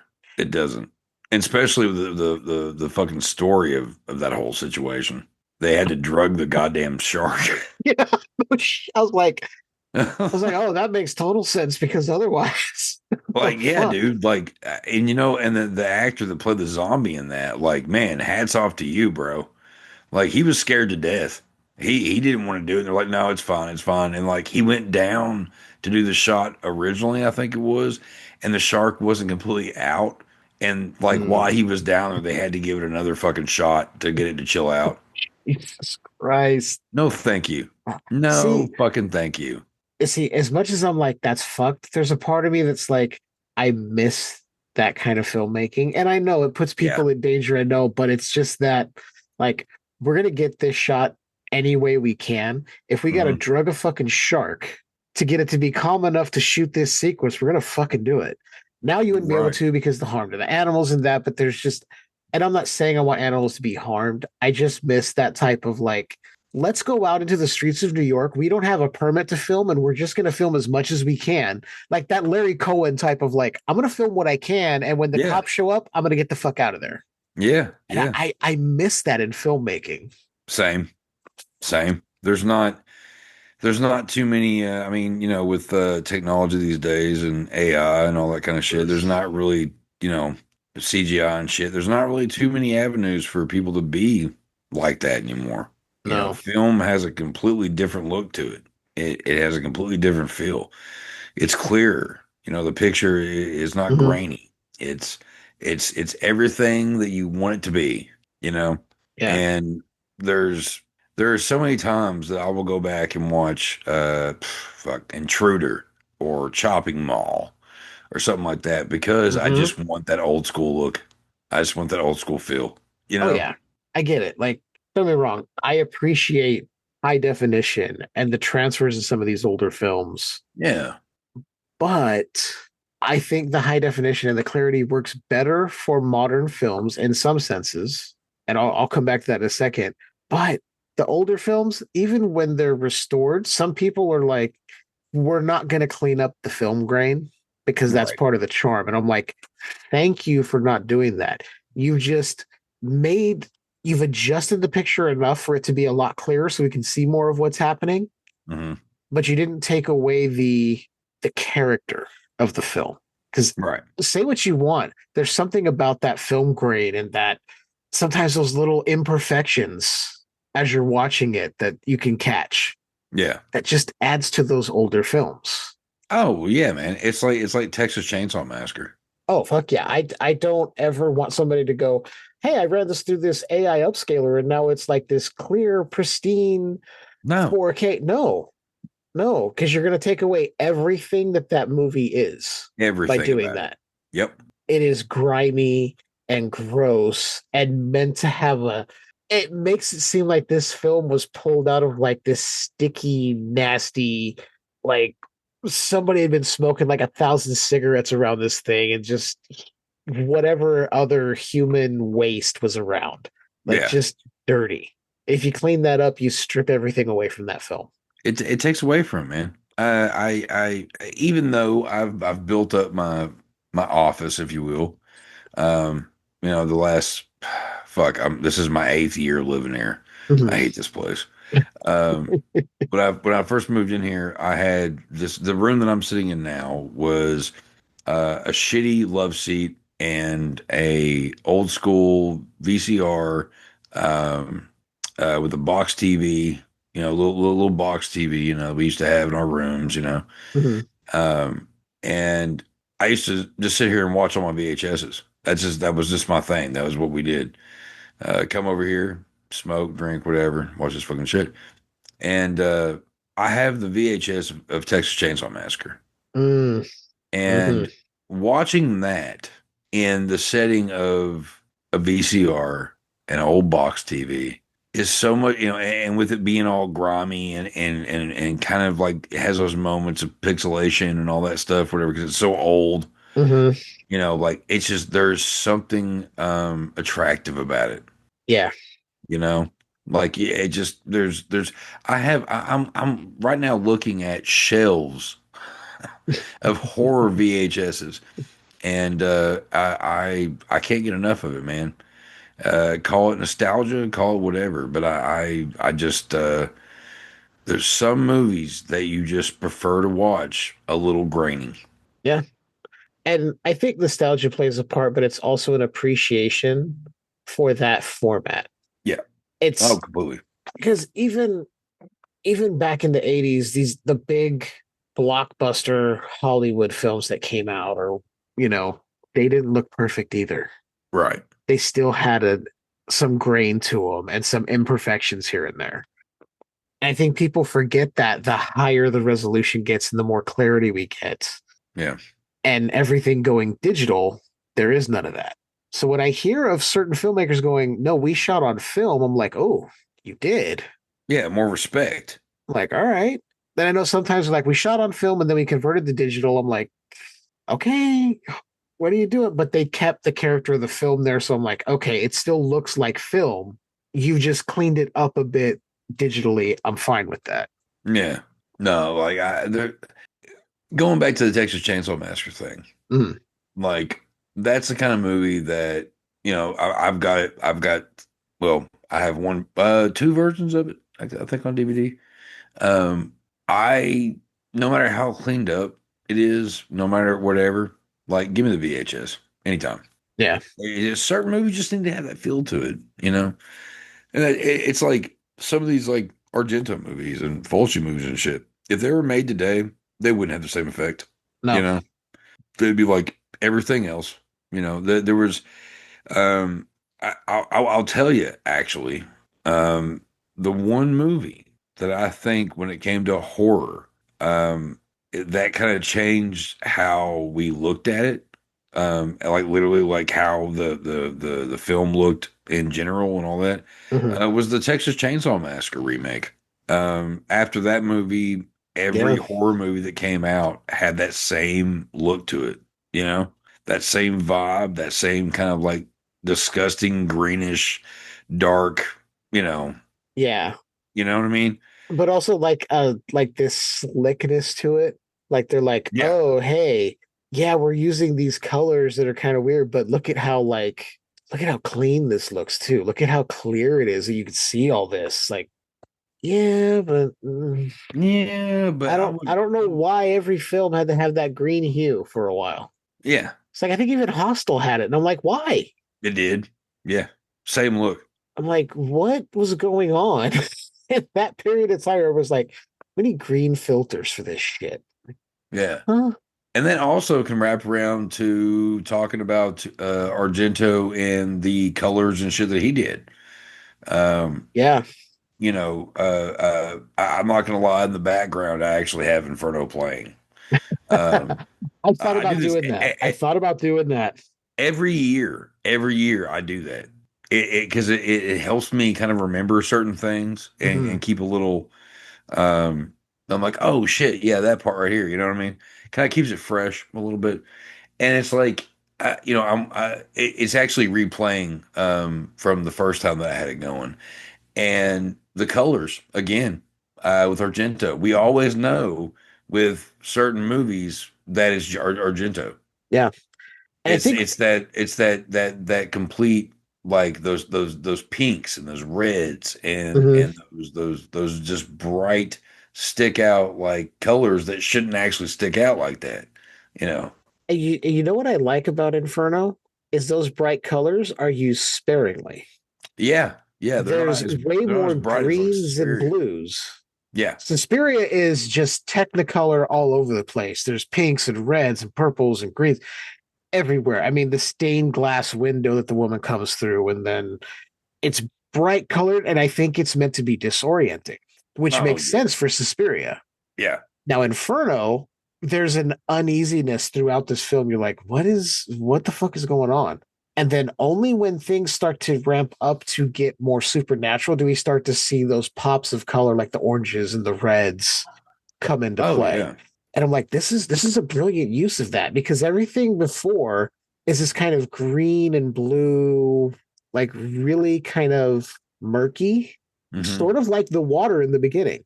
Yeah. It's very No, much yeah. like that. And you're like, okay, it's that combined with the fact that a lot of this movie is silent. There's no score, there's no other sound except people walking or Oh, somebody that picking was something up. It's so good. okay. So real quick, so the earlier I got lost on this shit. So let me say this real quick. Yeah. So that's one thing I love about these fucking movies is the fact of that, like, there isn't, you don't always, like, I love a good soundtrack. I love a good score, but Mhm. these movies are great. They're infamous for having those, like, you know, high heels against the concrete. You know, Mhm. there's not a bunch of music. There's not. It's silence. So when the moment happens, when the girl gets taken or the girl gets killed or whatever the fuck, or something's looming, it's a little bit more of an impact because you don't have music telling you, because music Mhm. guides you through these movies all the time. Yeah. It tells you what's getting ready to happen. You know that either a killer's jumping out or a cat's jumping out. You know what I mean? Yeah. And I love that about it because and here in the last couple of years, there's been a few movies that have kind of taken uh uh heat on that and have actually done that a little bit. You know, little Mhm. less music, a little more silence, a little more pacing where it needs to be. Right. And this is a good example of it because there's a lot of moments where there's silence and you're not exactly sure where it's going, and then you're like, oh, okay, Yeah. Yeah. The music really does play a huge part in this movie when it comes in. yeah, It's like the silence is unnerving. for a lot of these scenes. She's like, okay, what's happening? What's lurking behind that curtain, or what are they going to find behind that door? Right. And it's the fear of the unknown, and the silence makes it all that more tense. Oh yeah, completely 100%. See, in this movie in particular, great example. But a lot of giallos do this, but Argento is really good about it. Sometimes shit's silent for 2 scenes, and then you'll get like you'll hear all the sound effects and all that stuff, and then like at the right moment, you'll hear some type of you know what I mean? Like it's kind of perfect. And a lot of horror movies like fuck up when it comes down to that. It's like why do you have music throughout the whole movie? Like cut it in pieces, you know? Yeah. Because sometimes the silence is deafening. It does give a reaction that is very like anxiety riddled, you know? Yeah. Like going back when Sarah was in the library and she starts going downstairs and then ends up in that room where the bookbinder is. Yeah. It's silent until she hits that room, and then you just hear the bubbling pots and the flames going off. You're like, oh, okay. Yeah. And then not until the bookbinder notices she's carrying the book about the 3 mothers does shit ramp up, and then you get that musical sting coming in, and you're like, oh, fuck, okay. Yeah. And it was done Yeah. And it was done so well. There are moments in this movie where shit, I'm just like, okay, yeah, you got me. That was good. Oh yeah, that was a scene that I was kind of like, it kind of threw me off, which is exactly what what Argento was wanting.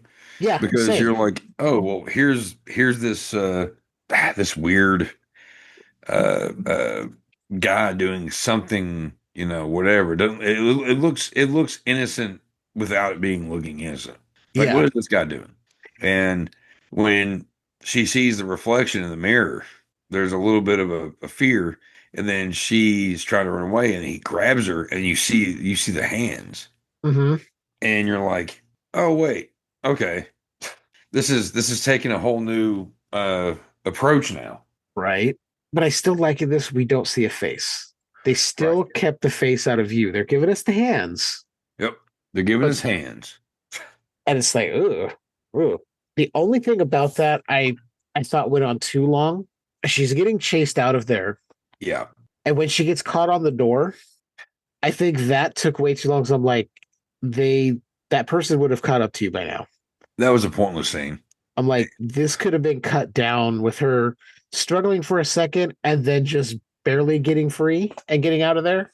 Yeah. Instead, they kept cutting to this figure getting closer and closer, and she's struggling. I'm like, I'm like, there's no tension here. It's also the fact that like the cloth of the shirt she's wearing is so easy to rip. Yeah. Like it's very clearly like a thin cloth, right? For sure. But also it doesn't that whole thing has nothing to do with what happens in the next like 5 or 6 seconds. No. There's not there, and the thing is, like, I get it. It's for suspense. Oh well, she's caught on the door, and we don't know when the guy's coming. Well, like she doesn't really see the guy come until like after she gets loose. Yeah, there's not really any point for it. Honestly, what would make more sense if she was running and we see her just run out of the door and she's gone.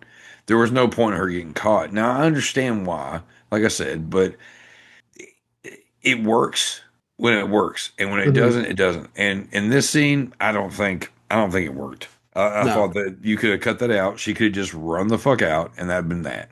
Because that's the other thing is though, like people stand around too goddamn much in these movies. They're like, oh, there's a head, and actually that goes back to fucking that speeds us up a little bit to Mark, which we'll get there. But like, oh my god. Like you're laughing, so you already know what I'm talking about. I'm pretty sure I know what you're talking about. Yeah, like so, and we'll get there and stuff. But like when somebody comes into a horrible, horrific scene, right? Somebody finds somebody dead, somebody murdered, somebody killed themselves, whatever the fuck. there's usually a little bit of shock on their face.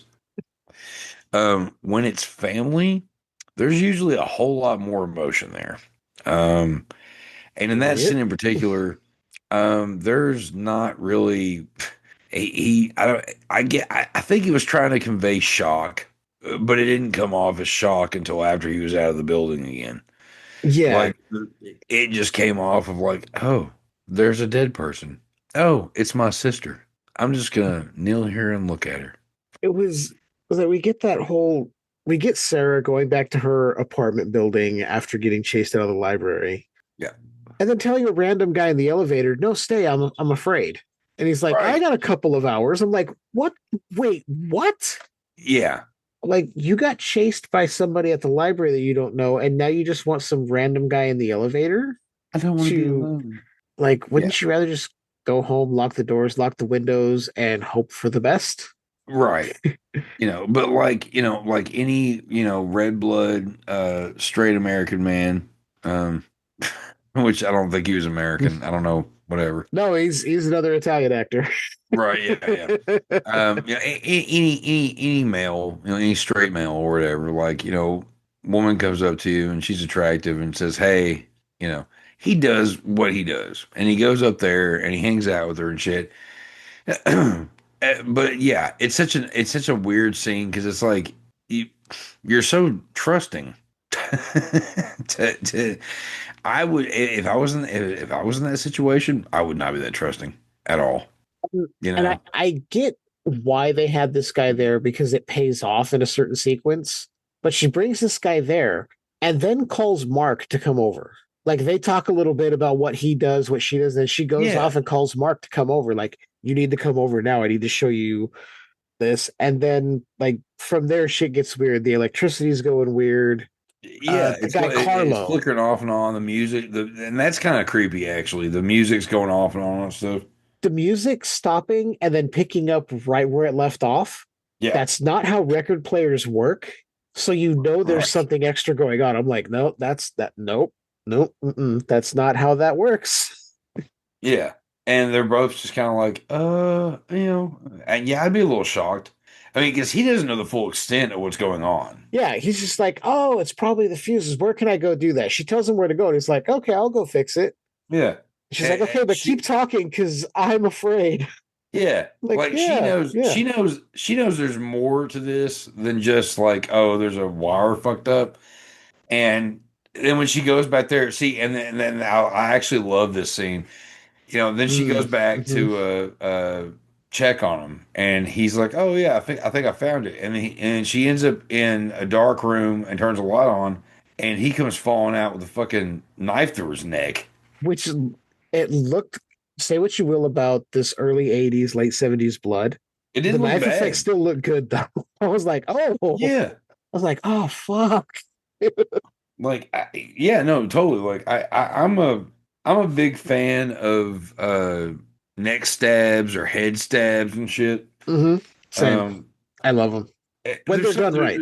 There's something about them. It's more personal, When somebody gets an axe to the head or a knife to the head, or especially a knife. Actually, a really good example is actually Speed. Where Dennis Hopper slams the fucking screwdriver or whatever into the side of that guy's head at the beginning of the movie. Yeah. Fuck, I forgot about that until you just brought it up. Oh shit. Yeah. Like that's a brutal fucking scene. Like, I mean, a fucking screwdriver to the side of the head. Come on. Yeah. Blunt objects are great for these movies, Anything that can stab, anything that can poke, anything that can fucking slam. Fuck. What was that? Oh, the next thing. Yeah. Yeah, like, and I actually think that they did kind of perfect with this, because especially the time period too. Yeah.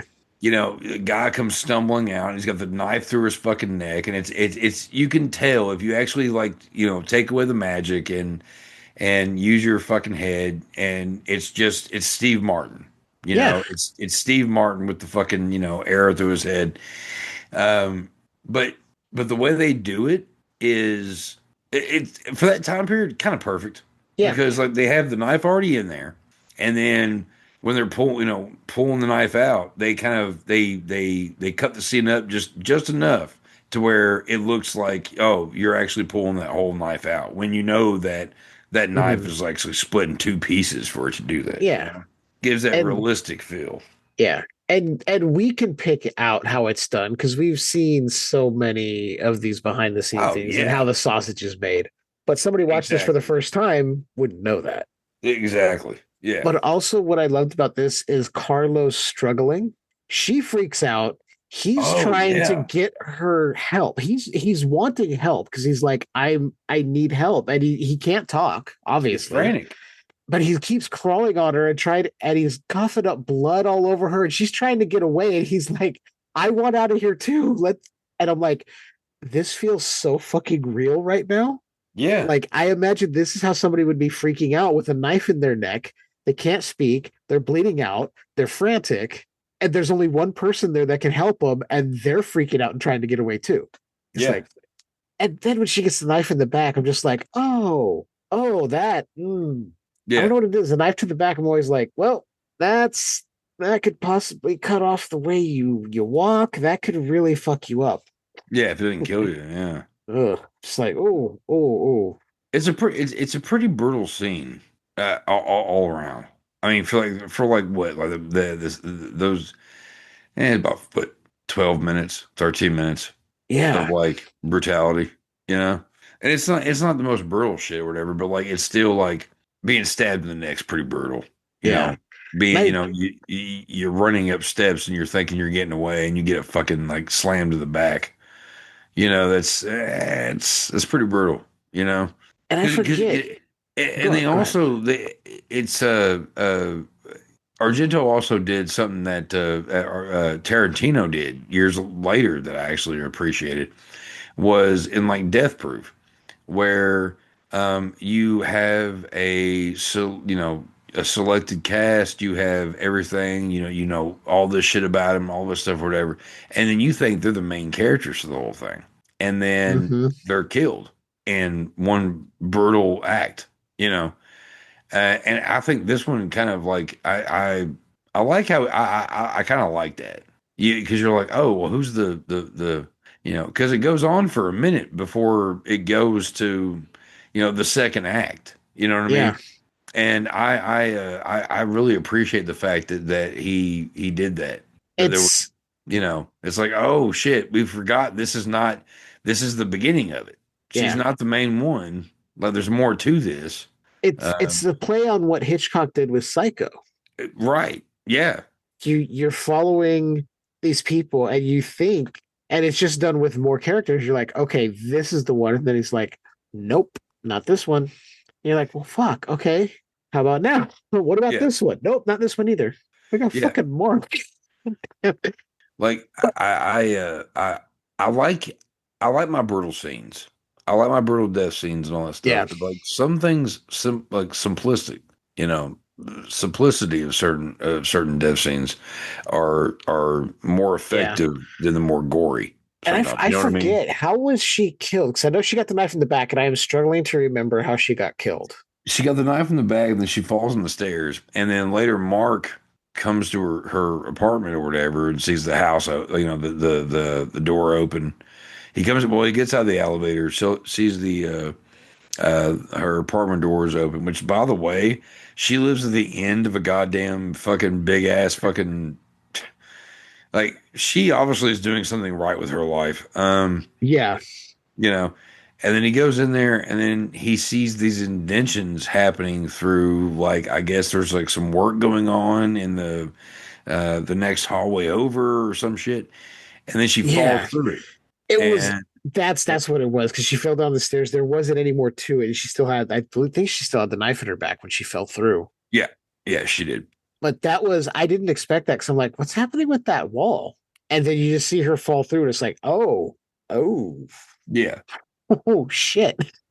Which it makes me really wonder, like, where Argento's head was at in certain scenes. Like, I don't know if we'll ever get a clear answer on that. No, because he's the kind of director that he'll write a whole script, but like you get on set and there's, oh, well, you can't do this because this is cut off or blah, blah, blah. And he goes, oh, I have an idea. You know what I mean? Yeah. And it's like, is he just that depraved, or was there a lot of cocaine on set that day? What was going on? I don't was know. brutally honest. Argento, I don't know. I don't know.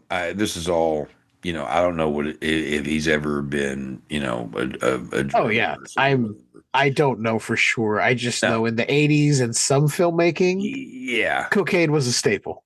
It's as a non-practicing coke addict, been clean for 12 years now. I will say that hallucinogen, shrooms and acid and that kind of stuff. I would say that Argento, because I watch a lot of it, and it makes perfect sense with the colors and shit too, right? But like he just always goes off the script just a little bit, like for certain death scenes. You know what I mean? Oh, I know exactly what you mean. And you're kind of like, you might have a little bit, just a little bit of some repressed feelings about your life. Yeah, just a little, just a little. I mean, because we can't ignore the fact of in any Dario Argento film, the gloves, he's wearing them. Yeah. And what happens when somebody wears gloves in an Argento film? People are dying. Yep. Here's the other fucked up thing. His daughter, Asia. Yeah. He's killed her. Yeah. In a couple of movies. Yeah. He is the gloves on the hand that it strangles her, all kinds of shit. Like I don't know what, I'm not, making any statements. I'm merely speculating here. There's a weird, I'm a parent. I love my kids. I love them to death. I could never make a movie where I kill them. Yeah. And he does it multiple times. And he's also been on set directing when Asia has done nude scenes in his films. Yeah, I'm like, that's awkward as well. What? I'm like, is this just how Italians are? I don't know. Or is there more to it? Because you're murdering your own daughter, you're wearing the gloves to murder all the other actors in your films, and then you're also making sure you're on set to film your daughter's nude scene. Yeah, that's a little sus there, buddy. It's a little weird. I've always said that, like, when it comes down to Dario and his daughter, there's always been something weird there, which is also another reason why I can't say Dario Argento is one of my favorites, because there's just yeah. I think for me, it's like I like his films, I like the artistic style, but I'm like, I don't know enough about him, right, to be like, yeah, he's one of my favorites. Yeah. No, like, I don't ever want to, be like, oh, well, he's obviously a perv or blah, blah, blah. Well, there's no proof. Yeah. He's a filmmaker. He's a creative. So I can't judge him. If he's like, oh, I couldn't do it. I couldn't fucking do it at all. I'm trying to see where somebody who is not American, who makes films and all that, and sees art in a way. I'm not a director. I'm a writer.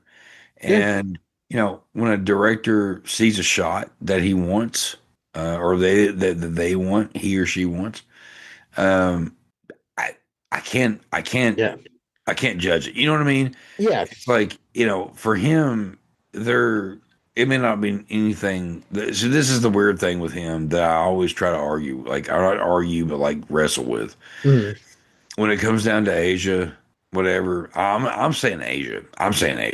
Yeah, that's. I've heard it multiple ways, so Asia is fine. I think it makes sense. I think most people it's say spelled Asia. I'm going to say Asia.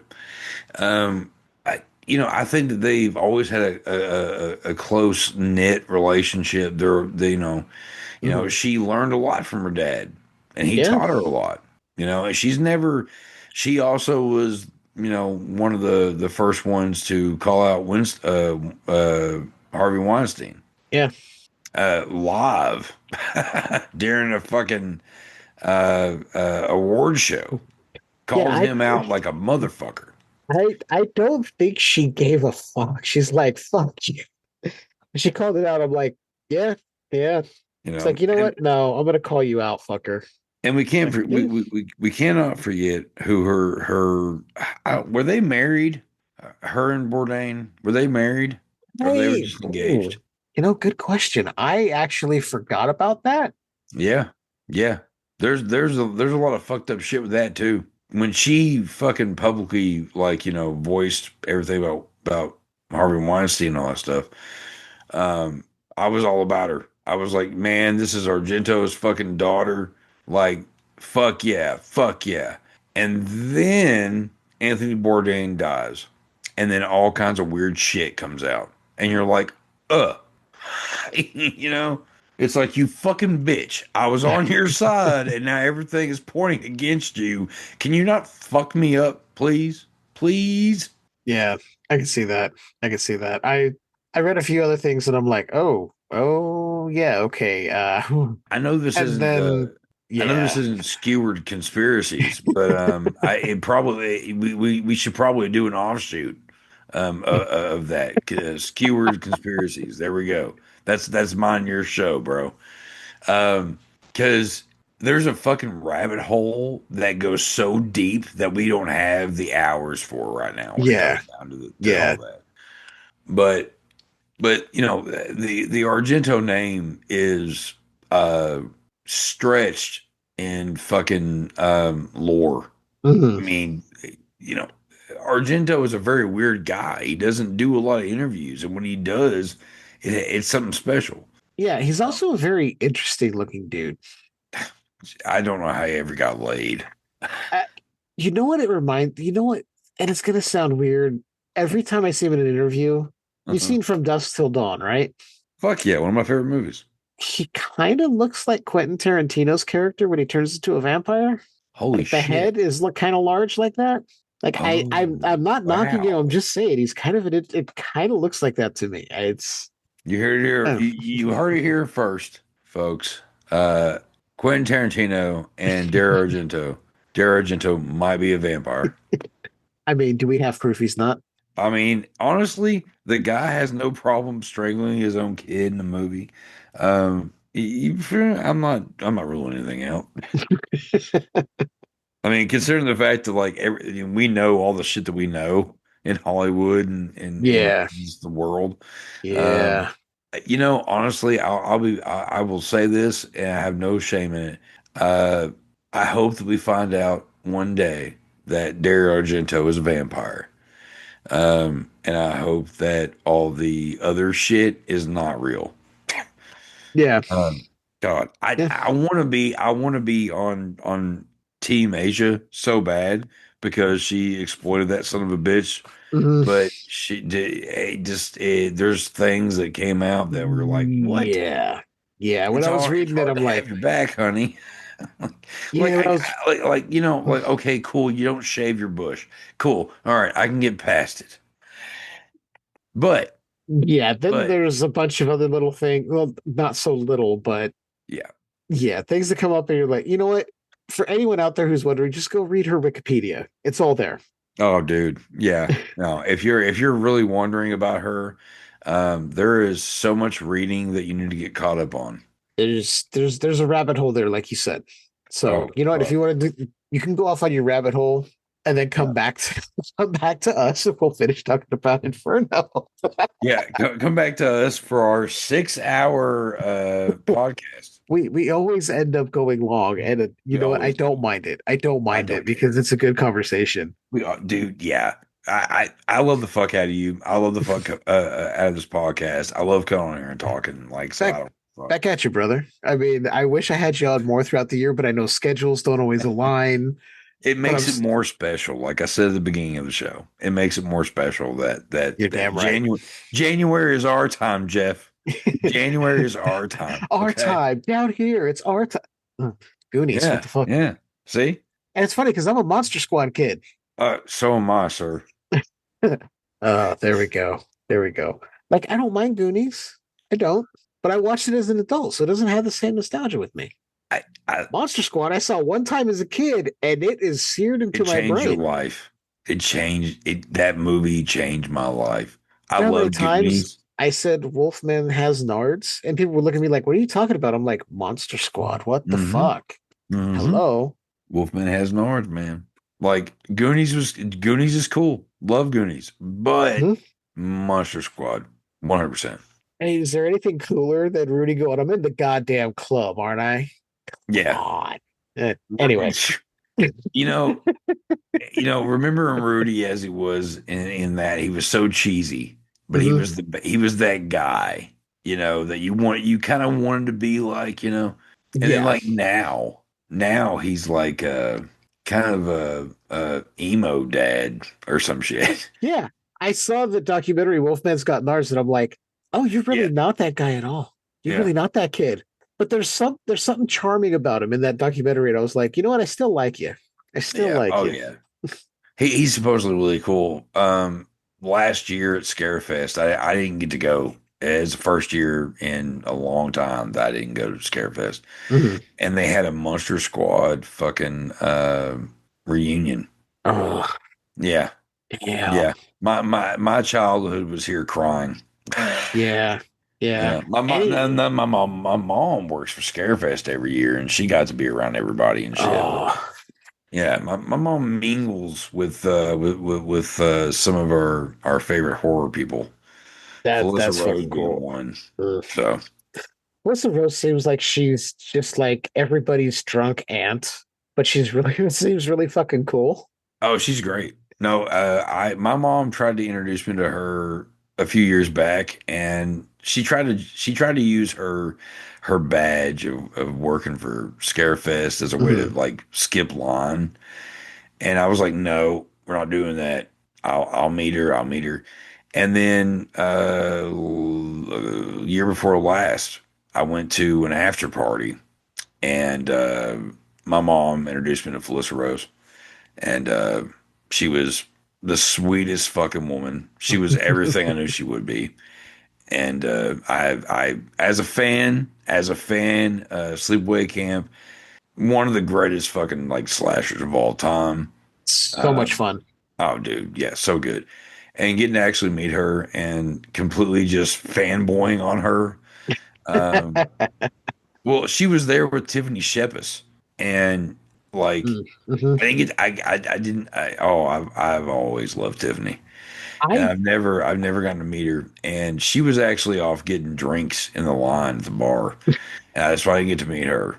But Felissa was great, and yeah, It's like I don't know if I've seen any of Tiffany Shepis's movies, but I know of her so you well. have. I know who she. I can't tell you what she's been in. I cannot tell you. And I'm I, like, I I don't know if I've ever seen her in a movie, but I know who she is. I know why she's important to horror. And I'm like, yeah, yeah, that's regardless of me seeing her, knowing if I've seen her work or not. I'm like, yeah, she's someone that we respect around here. No, I love her. I've had a crush on her forever. Let me look and see. Do you remember the Bloody Murder movies? The rip off of Friday the 13th?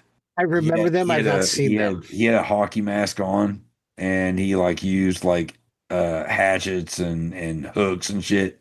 Yeah, heard of them, seen stuff about them, but have not seen them. She was in the sequel of that.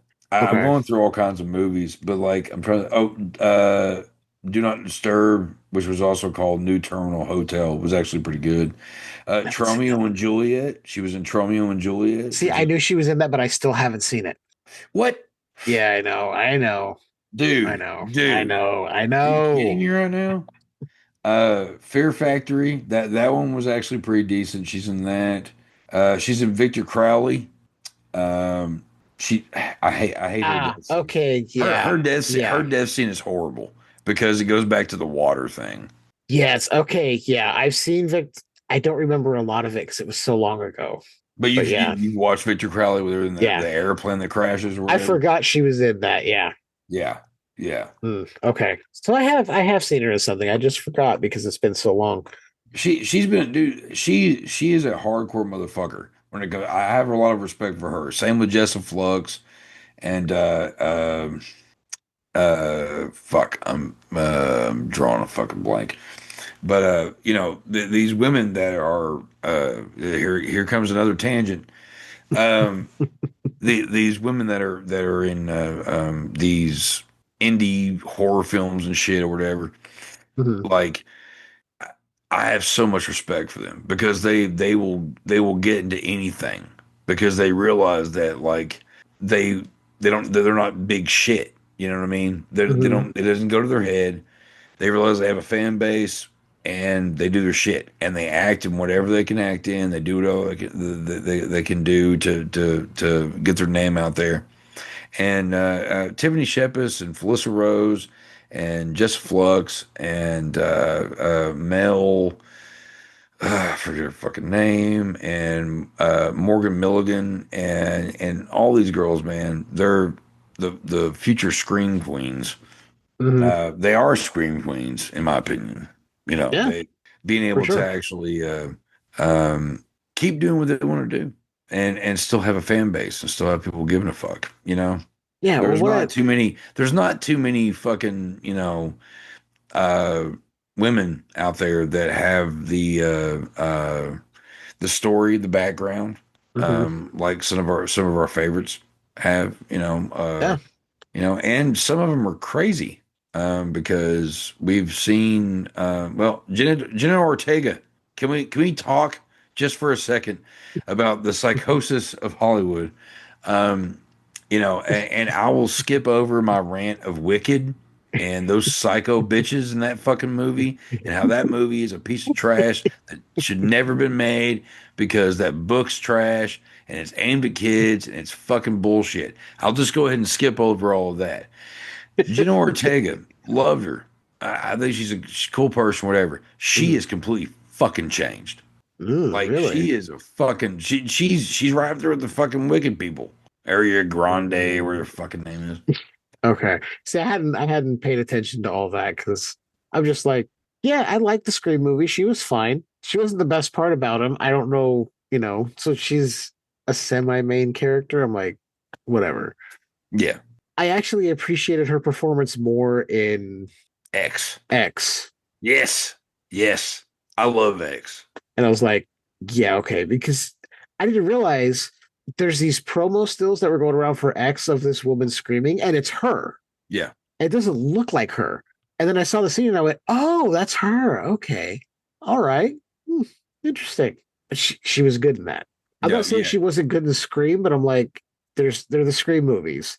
She Right. wasn't needed to carry a whole lot. She did good for what she had to do, but she wasn't, she's a main character, but she's not the main focus. Her Right. sister was, Yeah. and some of the other friends were. She was just kind of the You didn't one give a that brought shit. them. Yeah. You didn't give a fuck. Like I was way more interested in the sister and then Randy's uh niece and nephew.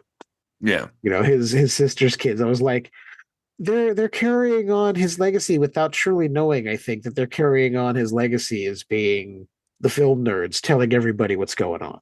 Right. So I was like, all right. Yeah. Yeah, I didn't know she went down that route. She's So gotten weird. She's gotten like her at one time, when an actor acts kind of weird in interviews or whatever, like Joaquin Phoenix, he did that whole mockumentary about him turning into yeah. a white rapper, and he went on David Letterman and didn't say a word the entire time.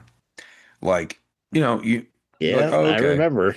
Yeah, and it was all part of the act. Like Joaquin Phoenix apologized 1,000 times to David Letterman over that because he felt horrible about that, and like you kind of forget that, like, okay, is this real? Is this how they're acting? Like, is Jenna Ortega without her she shaved her fucking eyebrows off and her forehead looks bigger than usual. And she just acts like a robot in these like panels and all that shit. She just acts weird. And it's the same kind of thing with the area on a Grande and fucking whatever her fucking ass name is. Just evil, weird shit.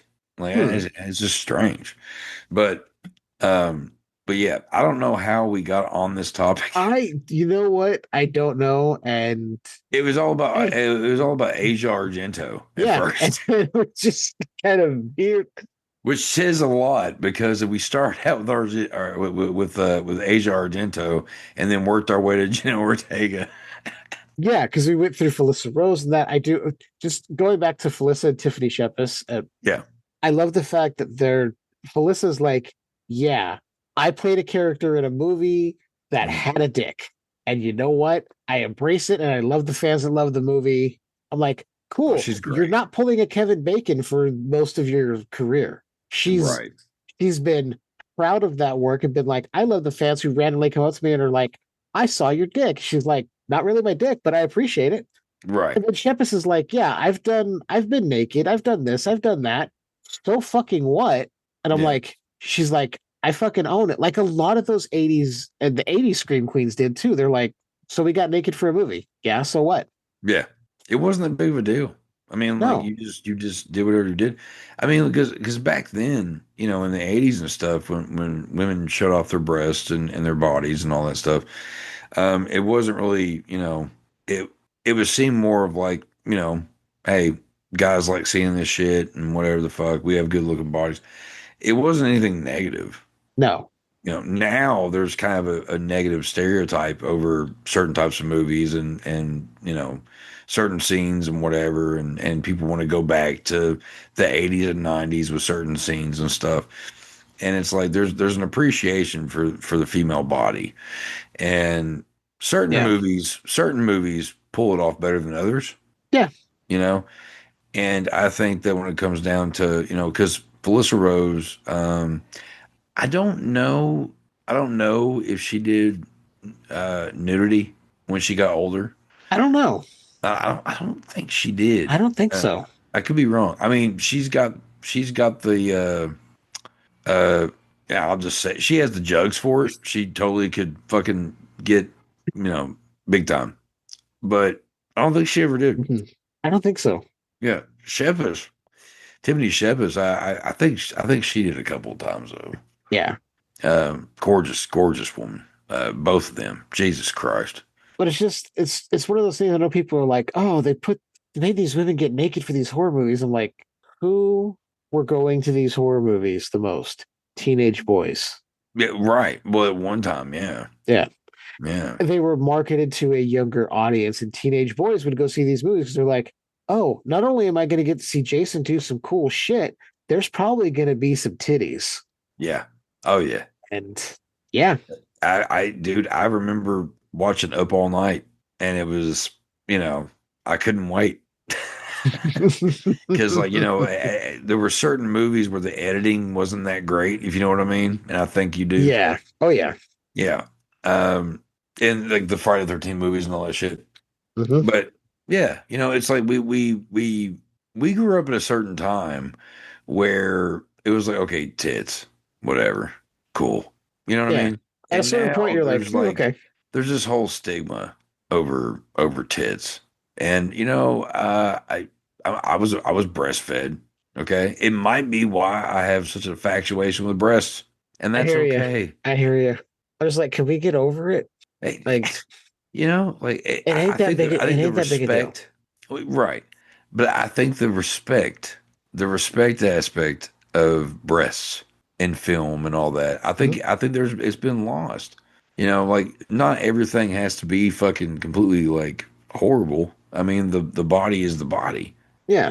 You know, and when growing up, that was like, you know, I remember having the talk, you know, with my dad and my mom about it. You know, it's like certain movies will, you know, there's like a quick scene of something, whatever, and you know, mom or dad, one goes, well, look, you know, it's the human body. Mm-hmm. Nothing wrong with it.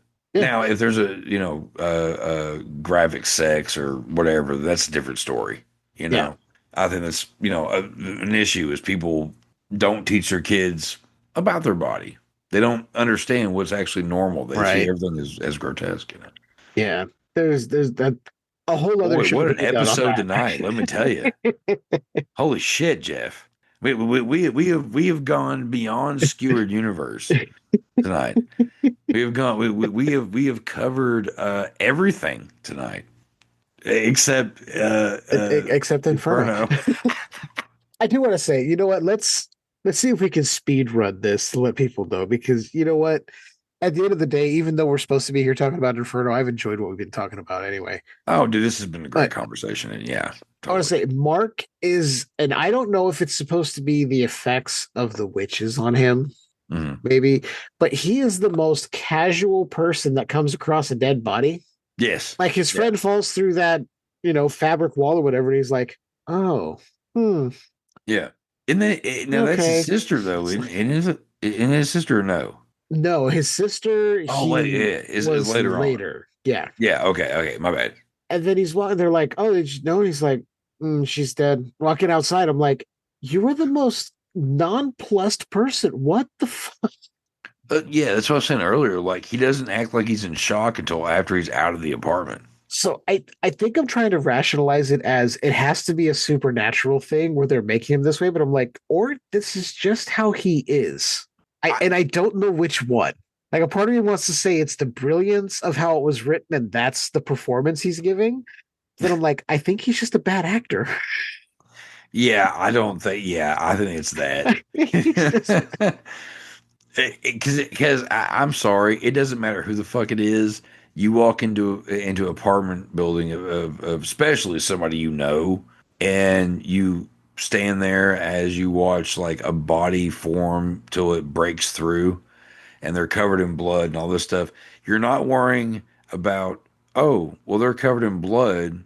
Maybe there's somebody else in the house or the apartment. No, don't worry about that at all. You stand there like an idiot and just look down, and then you kneel down, and then like you have a weird, not usual reaction, and then but I try to look at it as maybe it doesn't hit him till he leaves the apartment, but it doesn't allude to the fact that no, it was bad acting. Yeah. So I'm like, it's just like, I'm like, no reaction? What the fuck? Yeah, and then it's even awkward when he first gets to Sarah's apartment building and he sees the nurse wheeling the old guy in the wheelchair. Yeah. He's even awkward there. It's even weird.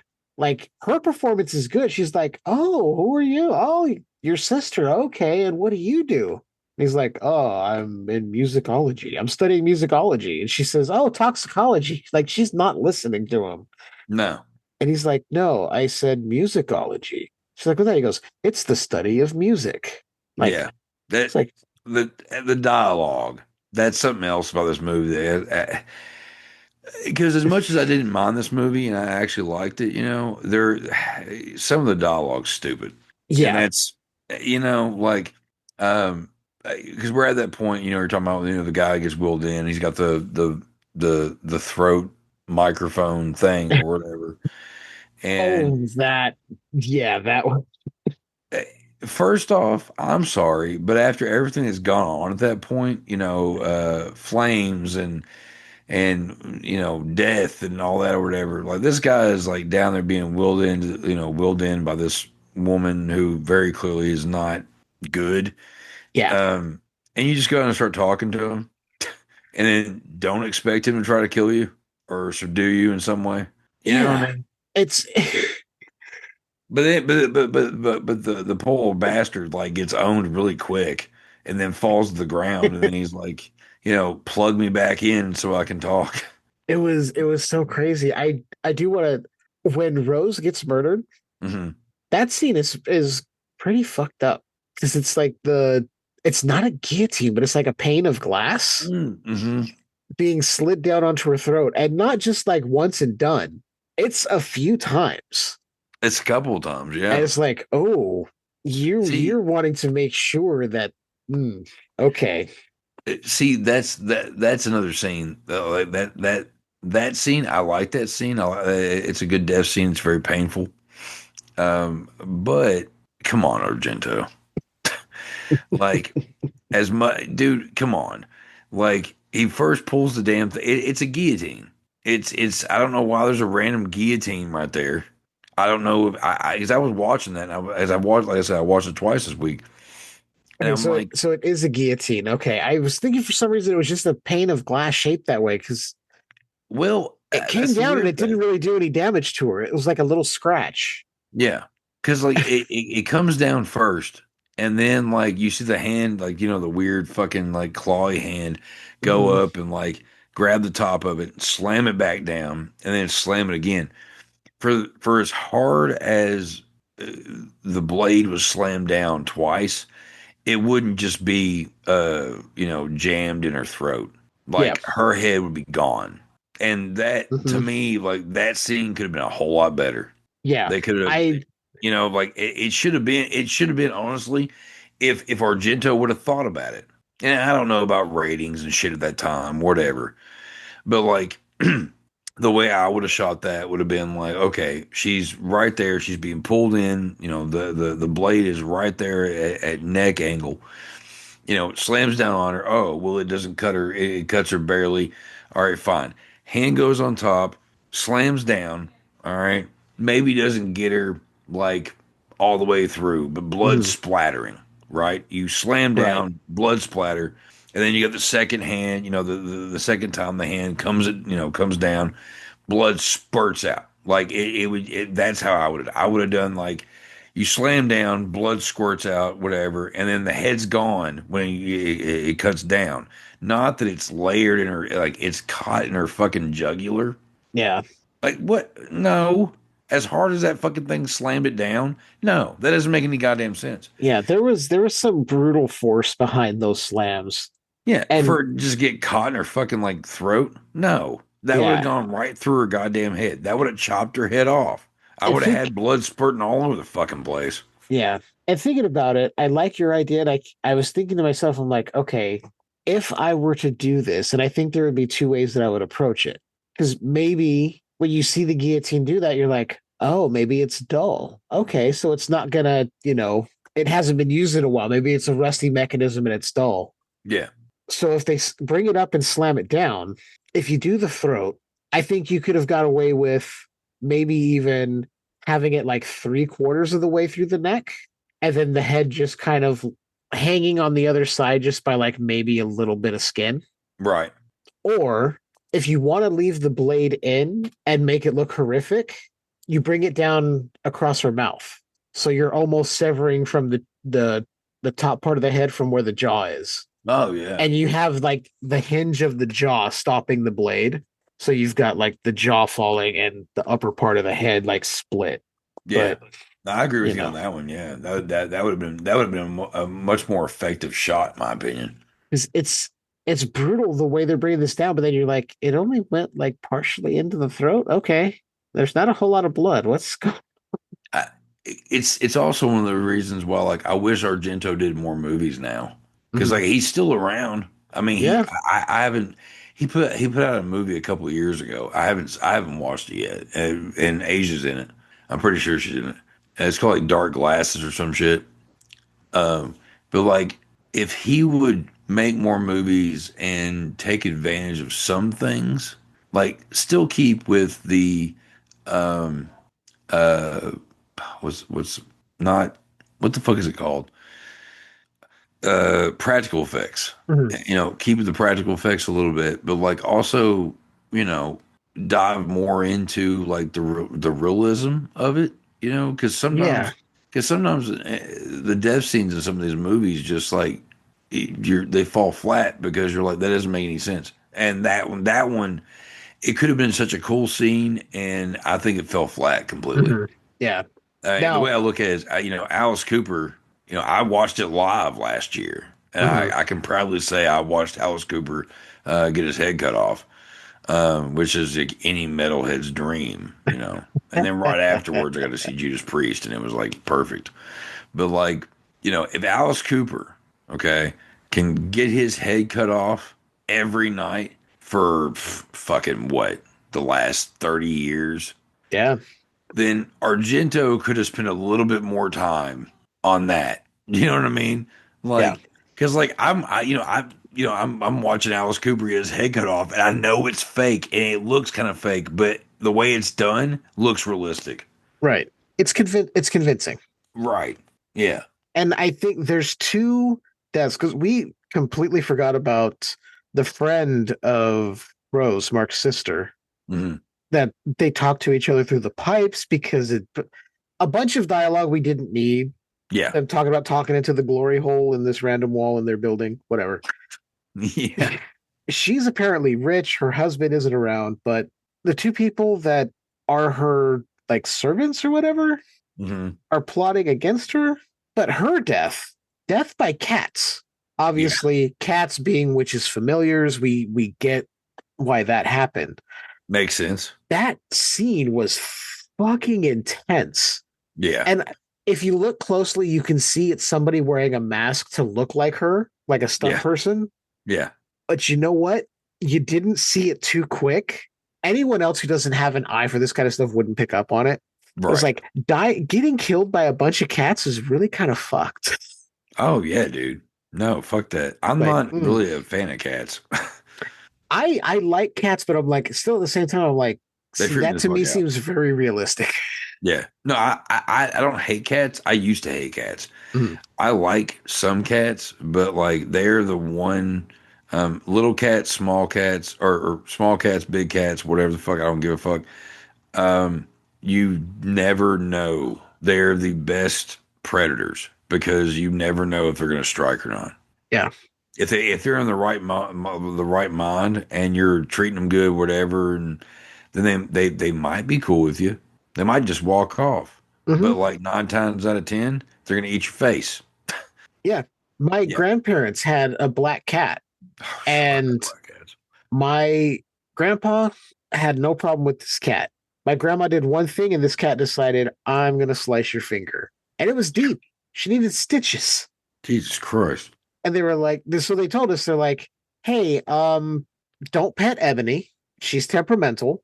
But then they had, I think it was a Chow dog when I was growing up, which we've heard the reputation about Chows being like aggressive, whatever. My sister actually got sent to an emergency room because of a Chow. This dog, and I believe it's with all dogs, it's who raises them and how they're raised. I agree. This dog wouldn't have hurt us. If anything would have come through that gate to hurt my brother and I as kids, that dog would have fucked him up.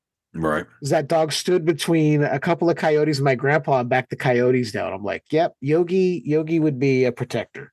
Oh, yeah. And then they had a Doberman who was like the biggest fucking baby. Like looked intimidating, but then you could like grab its face or grab its ears. You're like, oh, you look scary, but you're just a big fucking pussy. Oh yeah. But yeah, I was like, I'm not fucking with that cat. I saw the scar on my grandmother's finger. I was like, yeah, I'm not fucking with Ebony. Fuck that. Yeah. No, I have a respect for cats. I have respect for the feline species. That goes for all feline species, women included. And I know when they might strike, and sometimes as a male, we don't fully know when they're going to strike. Yeah, and when they do, we go, "Oh fuck, I'm an idiot." And then in some situations, we go, "Yes, honey, yes, honey. I'm sorry. Yes, you're right, baby. I love you. I love you so much. You're the greatest." This coming from a guy that's been single for fucking, 6 years now? I don't know what single's like anymore. I've been with Leanne for 14 years now. Hey, but you know what? Yeah. You're 14 years strong, though, right? Yeah. Married for 6 and together for 14. So, well, since you brought her up, just let her know that I'm starting to think she doesn't like me. Because I'll tell you, and we've talked about this on the show. She's recently last year finally got diagnosed ADHD and autistic.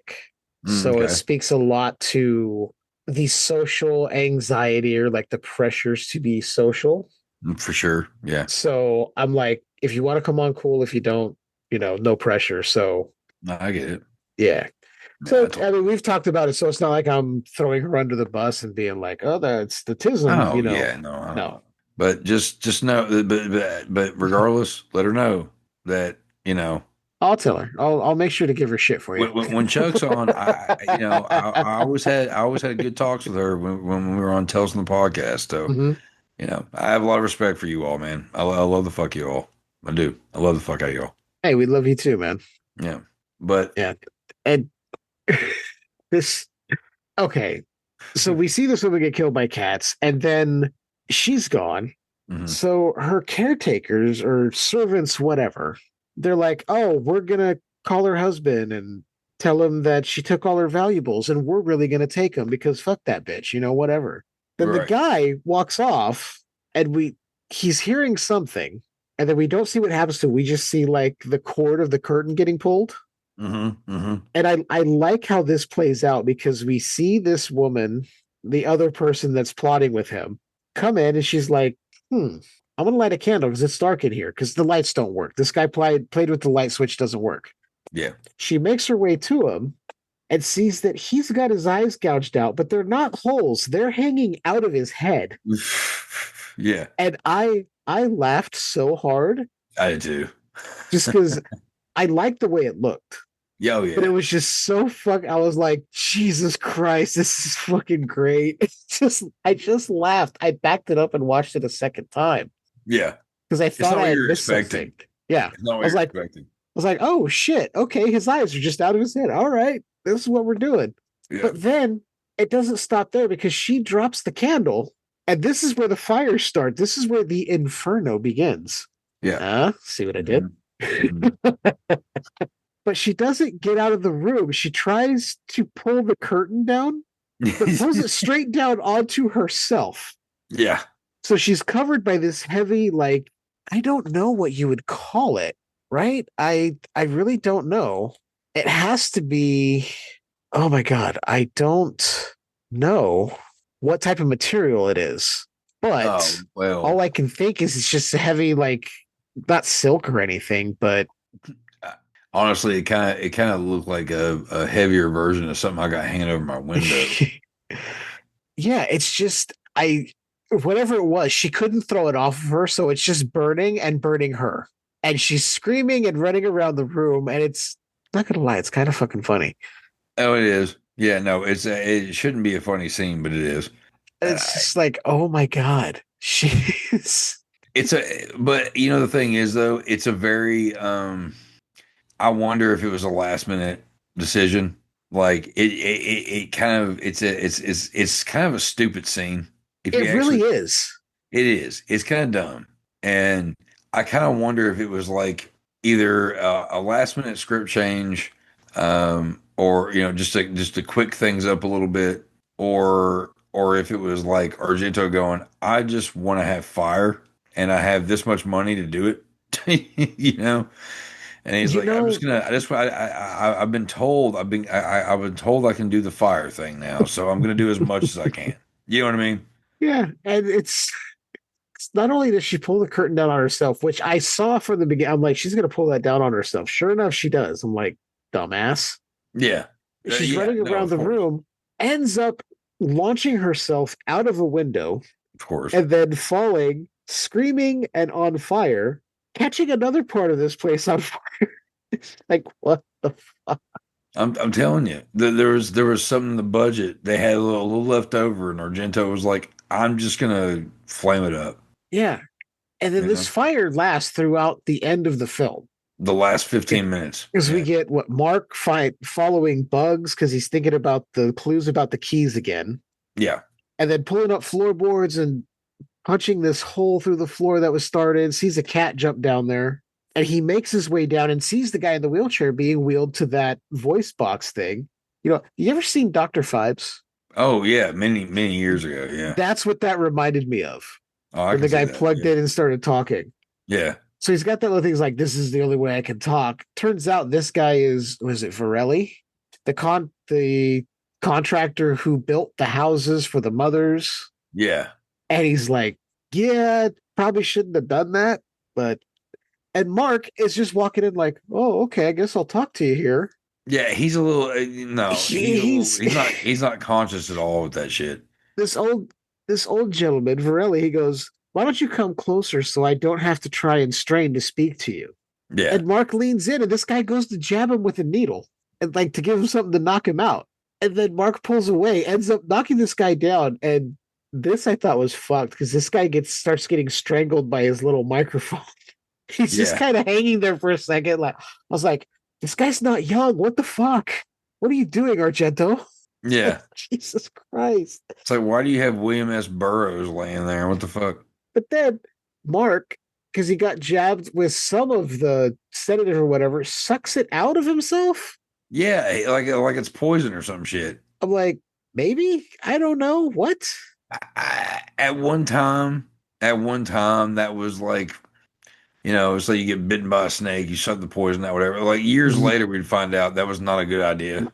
Yeah, doesn't work, and it's gonna fuck you both. Yeah, And it's just real quick. Save what we're talking about. I have to piss, and I'll be right back. Okay. Yeah, no problem. All right. That had to be the longest piss I've taken in forever. Jesus Christ. Sorry about that. Fuck. Oh no, you're good, man. You're good. I was standing there, and it was one of those where I was just pissing and pissing and pissing, and I was like, Jesus fucking Christ. You're like, when is it gonna stop? Am I ever gonna stop? Yeah. But anyway. So Mark, while everything is burning around him, I forget, does he pick up the old guy and get more out of him, or does he just leave him there? I think he just leaves him, right? I think and he then just walks leaves off. him there, yeah. Because then he walks off and he finds the nurse that was taking care of him, but it turns out she's not a nurse at all. Yeah. He asks, tries to find out about his sister. She's like, "Oh, your sister's dead." Rose, yeah, she's gone. She's not coming back. And he's like, "Well, who are you?" She's like, "The three mothers." Hello, like, are you not picking up on the clues here? Yeah, really. And then she goes, "They call us all sorts of names, but in the end, they all call us they know us by one." Yeah. And she yells death and turns into what I can only describe as a spirit Halloween Grim Reaper. Yeah. I've seen that image before. I didn't know it was from Inferno. Of her with the arms up and the skull face and the hood. And I'm like, wonder what that's from. And now I know. And I'm like, okay. It almost had a feeling. Remember the movie Scrooged? Yeah. Bill Murray? Yeah. It had a very Grim Reaper death, at the end of the movie, Yeah. It also kind of reminded me of Tombs of the Blind Dead if you cleaned up. If you cleaned up some of the skeletons. I was like, huh. I can see that. I guess it fits because the end of this movie is so fucking bug nuts weird now. Yeah. Because she's like telling him all this, like, I'm the three mothers, they call us all sorts of names, but in the end, they all call us death. And she transforms, and he's like, I should get out of here. And it's kind of a casual run out of a burning fucking building. Yeah. He almost Steven Seagal's it. Right. But what I like is the touch of him going back through all the places how he got down there. And he passes by the old guy who's just burning near his voice box. I was like, well, that guy's done. Varelli is done. So let's go back to a scene we touched on at the beginning of the episode. The scene with the cats in the bag. Oh yes. So what we have here is a failure to communicate. No, what we have here is a scene where it's actually for the most part a pointless scene. It really kind of is, but there's some justification. This guy is just collecting cats left and right and putting them in the bag, and they're wild. Here's the thing though, is like I've dealt with a lot of cats in my life. Mm-hmm. He would have been fucking ate the fuck up. Like, yeah, as much the way he was handling them, the way he was being, he would have been eating the fuck up. Now, there was also something as like the way he was handling the cats in the movie. Those are real cats. Yeah. And I don't know. That's one of those like cannibal holocaust kind of like ordeals. Like, how are they actually treated? Mm-hmm. Because at the time there wasn't really a law against it, and all that shit. And if this is all filmed in Italy, which I'm presuming, or Italy and parts of Europe, the laws may not have been as strict as here in the States. So right. Like the white cat he was holding by like the back of the neck, and I'm like, that seems okay. But then the other ones, I'm like, I don't know. I don't. There was right because like people mistake how you're actually supposed to handle stray cats and all that stuff to get as abuse. You grab a cat by the back of its neck, like, and you don't even like it's not its neck, but like on its skin. Yeah, And there's that's how you do that it, extra bit of skin because that's how mother cats will carry their babies. Right. They will grab that extra bit. It's like just a fatty piece of skin that's there. Yeah, but the way that he is handling all the other cats is a bit much. Yeah. And so he takes them out to this watery sewage little watery area and proceeds to drown them. And it was there 2 bags or one? One. Okay, so that's something else because it looks like he drowns them twice. Well, maybe there were 2 bags. I wasn't clear because I saw it looked like he dipped the bag and then was continuing on. Right. So maybe he was torturing them. I don't know if it was 2 bags or if it was one. Yeah, I couldn't figure out if it was a torture tactic or what because it looked like he drowned one bag and then took another one. But either way, as horrible as the scene is, he does get there. There is some retribution there. Because he's on crutches and he falls, and rats that are coming out of the sewer and out of the water and all that start eating at him. And he's screaming for help and all this stuff. The rats are eating me. The rats are eating me. It's like, And then there's a local, there's like a diner or something across the way. It's a mobile, what the fuck, like a food truck. And the guy's like cooking food, whatever. And he hears him. He grabs a knife, and then you think that he's actually going to help the guy. But instead, he chops him in the neck over and over again. I was like, oh, shit, okay. Yeah, it's like, where does it ever explain why that happens? No, I didn't think so. Okay, I didn't miss anything. And the only thing I can think of is this guy, I think I'm going to look up his name because I want to make sure. Kazanian. He's the antiques dealer that gives Rose the book on the 3 mothers at the beginning. So he's responsible for kind of opening Pandora's box in a sense. Yeah. He's really the one that brought all this on everybody and upon himself. So I look at it as he's the judge. He's the judge of the movie. I think they were trying to get him, and they tried with the cats because we already saw the cats had taken out that other woman. Yeah. But he was like, hey, I may be on crutches, but I can still stuff you in some bags and go drown you. Yeah. So I think the cats were meant to be like the witch's way of taking him out. And he was like, yeah, that's not going to work. Yeah. So I think whatever it was is maybe the intention of this guy running at first was to help. But maybe as he got closer, the influence took over and they were like, no, just cut his head off. So he just hacked at his neck. See, that's the thing, though. There's no explanation, though. This is purely me speculating.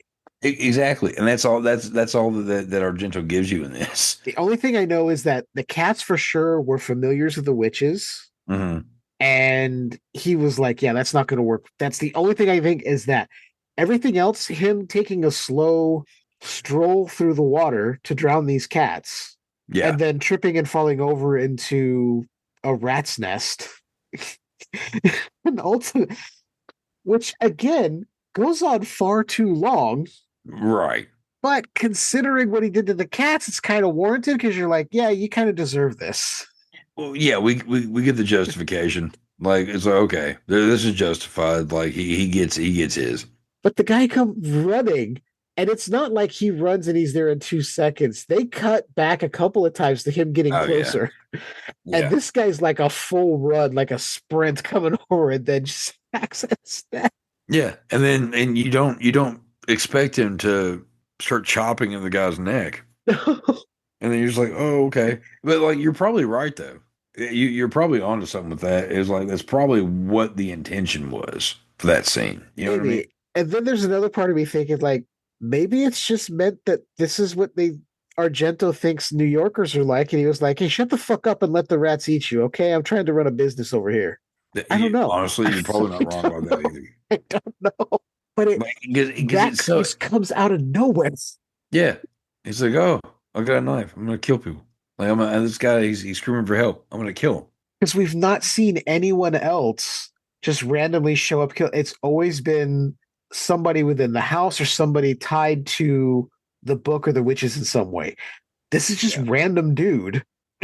Just comes running over with a knife. I don't know how else to explain it. He's making like hot dogs and like hash browns and shit. And, like all of a sudden he's just like, oh, I'm gonna go stab this guy in the neck over and over again.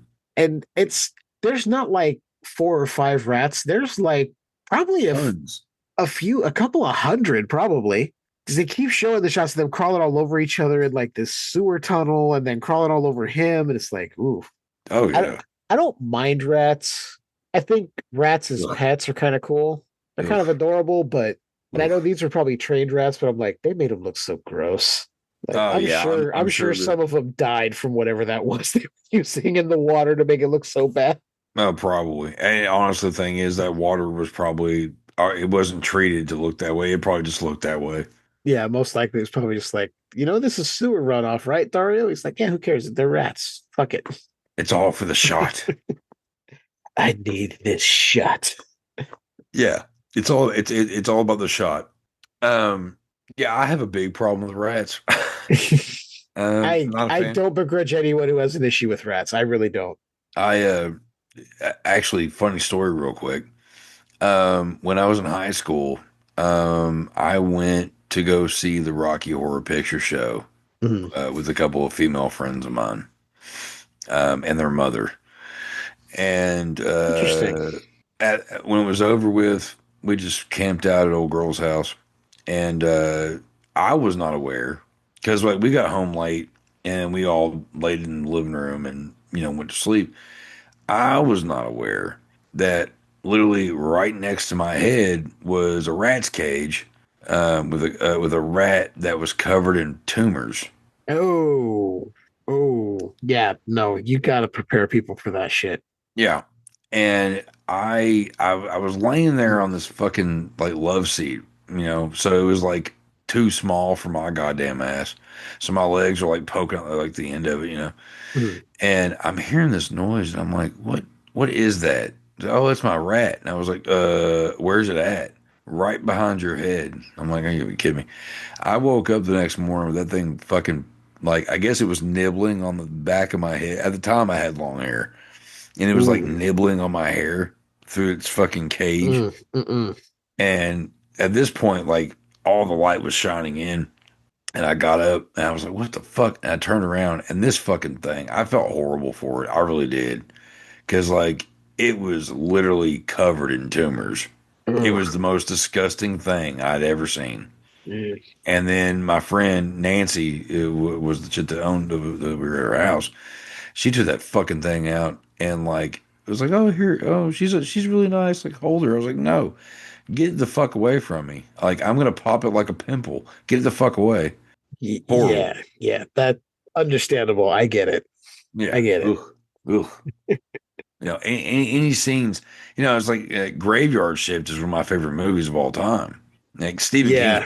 I don't care. I love that movie. Yeah. And it's got mice and rats and all right through it. It makes me just, kind of like, ugh. But I love it. It gives you the feeling you need to when you watch these kind of movies. Yeah, same. I also love that. I saw it for the first time a few years back. I was like, why haven't I seen this sooner? But yeah, I feel you're like, ooh. Like, yeah, this is gross. Yeah. Kind of gross. Anyway, this movie just kind of ends. Yeah. Like Mark gets out of the house or out of this building and it just goes up in flames and that's it. Yeah. It's just kind of music hits, credits roll, and you're like, wait, what? Okay. Yeah. The quick ending. So it's very different. Like Suspiria, I think had a more satisfying ending because you saw it build up to it. Oh yeah. Yeah. This one was just like, here's the crazy shit at the end and credits. You're like, I was like, that's it. It's okay. All right. Well, here's the crazy thing about this whole movie though is Mark didn't read all that letter. No, Mark didn't fucking have any idea about the books and all that stuff. But yet he's the one that survives. He started to read the letter and then put it away. Yeah. And then the only part he had was bits of it that were torn up and left behind from his friend Sarah, who had it when he casually discovered her body. Yeah. And then just went, she's dead. Guess I'll go now. Yeah, and the two females that actually like studied the book or found the book or whatever the fuck they were both dead. So like, how does he know anything? Yeah, just like we're supposed to believe he figures it out. I guess it's like, oh, he's a student of musicology, so obviously he's smart. No, he's studying music. Yeah, it has nothing to do with what's happening. Yeah, Carrie Ellis looking motherfucker. like. Like he does. Like I'm looking at him right now. Like he totally looks like. Yeah. But yeah, no, it doesn't make sense that he is the one that survives. It doesn't make any sense that he is the main guy. You know what I mean? Like it just doesn't, because he's not the one on the search. He doesn't really do that much research at all. It's the people before him that do the research and figure something out. And then he just kind of gets thrown into it, and then all of a sudden you're supposed to think that he knows about it all. You know what I mean? Yeah, because even the friend of Rose was like, yeah, she got obsessed with this book about the three, I don't know. And he's just like, that's all I need to know. Now I've gleaned all this information and I know everything, and I can determine what's going to happen. Like, yeah. Huh? It's like you only knew one of the clues about the keys, and you would have had no idea what she was talking about. You're just kind of piecing it together from bits of information you've gotten from here and there. It's kind of impossible to think that he can figure it out and survive. He can't. Like, he doesn't. There's no fucking way that he would have been able to pick up on any of this shit. I think it would have been a more satisfying ending had he not gotten out. Like, maybe he thought he was out, went out through the front door, and then looked, and he's just right down there with death, essentially, again. And then the flames just come up, and then they cut to credits. So I'd have been like, oh, he doesn't survive. Yeah. Him surviving just doesn't make sense. No. Again, it doesn't make sense that he actually is in this movie as much as he is. Like, but like, yeah, no, I'm agreeing with you on that. If there was like an explosion or some shit, like, or whatever, like, it would make more sense than him just, walking past everybody and breathing heavy and covered in sweat and just, well, right now he's looking back at the fire and all that. Like, I'm telling you, fucking Argento had a fucking budget he wasn't used to. Yeah, it must have been like, hey, this is the last day, and I got to burn through. We got to do this fire thing, and I got a ton of money left over. Yeah, we're burning the whole fucker down. Yeah, he's like, this is going to be the last day of shooting because we're not salvaging anything after this. Yeah, which I do wonder about that time period with like the whole building going up in flames, like the special effects was like, because it's very clearly real flames. Yeah, because back then they would just like set a room on fire and just hope for the best. Like, so it's like that whole fucking building is on fire. Like, what is it really on fire? Like, is that like, effects? Like, because it looks, I mean, because those are effects. It's pretty effective. Yeah, I'm checking something now. Okay, it was a studio set that was specially constructed and then set ablaze. Oh, okay. Okay. So, I mean, like, it was real flames, though, right? Yeah, real flames. They designed it so they could burn it up. It's just, it was a set. I had to look. So I'm like, there are times where I don't know something is a set. This was one of those times. I'm like, did they just burn a building somewhere? Yeah. Luckily, it was a set. I'm like, okay, good.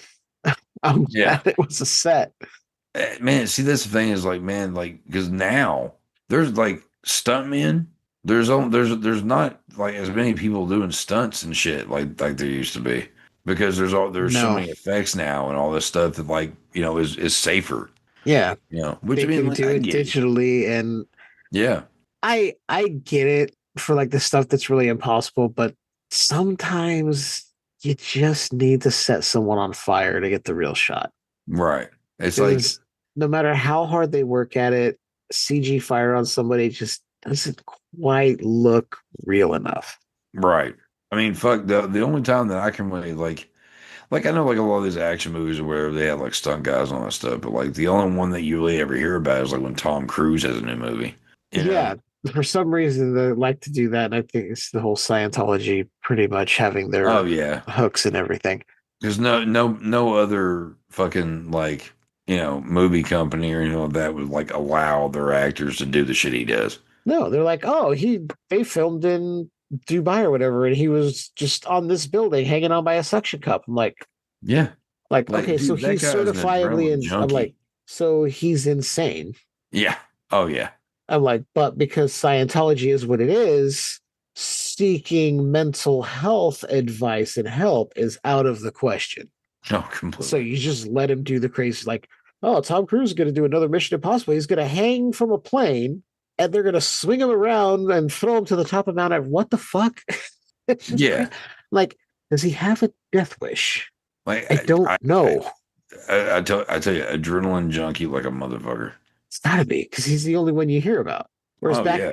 back in the day, you would hear about these stunts and you'd hear about things, and you'd know like if there was a horror movie, and you'd know, or even an action movie in the '80s, you're like someone's getting set on fire or someone's doing something crazy. Oh yeah. That was a guaranteed. I mean, And fuck, now, look at Ken Hodder. I mean, Ken Hodder before he yeah, before he was, with Jason Voorhees fame, like he was a hardcore fucking stunt guy. That he's, yeah, if you ever meet him, if you ever around him, like, I mean, he's got burn marks, like he's got scars all over his body. I mean, he got set ablaze pretty bad at one point. yeah. Well, there's that whole thing. He was doing it for like a news reporter, Yeah. Yeah. and it just went wrong. But the fact that he was like, yeah, I went back and had somebody set me on fire again. I'm like, okay, that's pretty fucking tough. It's the Because rush. you were burned, you were in the hospital. There was no telling if you would pull through.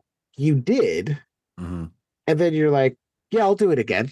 Some years later, like, but I think what I heard was him say it was like to conquer the fear of fire. He knew he had to do it It was something because like he that. was afraid at that point. And I'm like, yeah, because what the fuck? You're almost I died. mean, that's one way to like, hit your fucking fears head on. Yeah, no shit.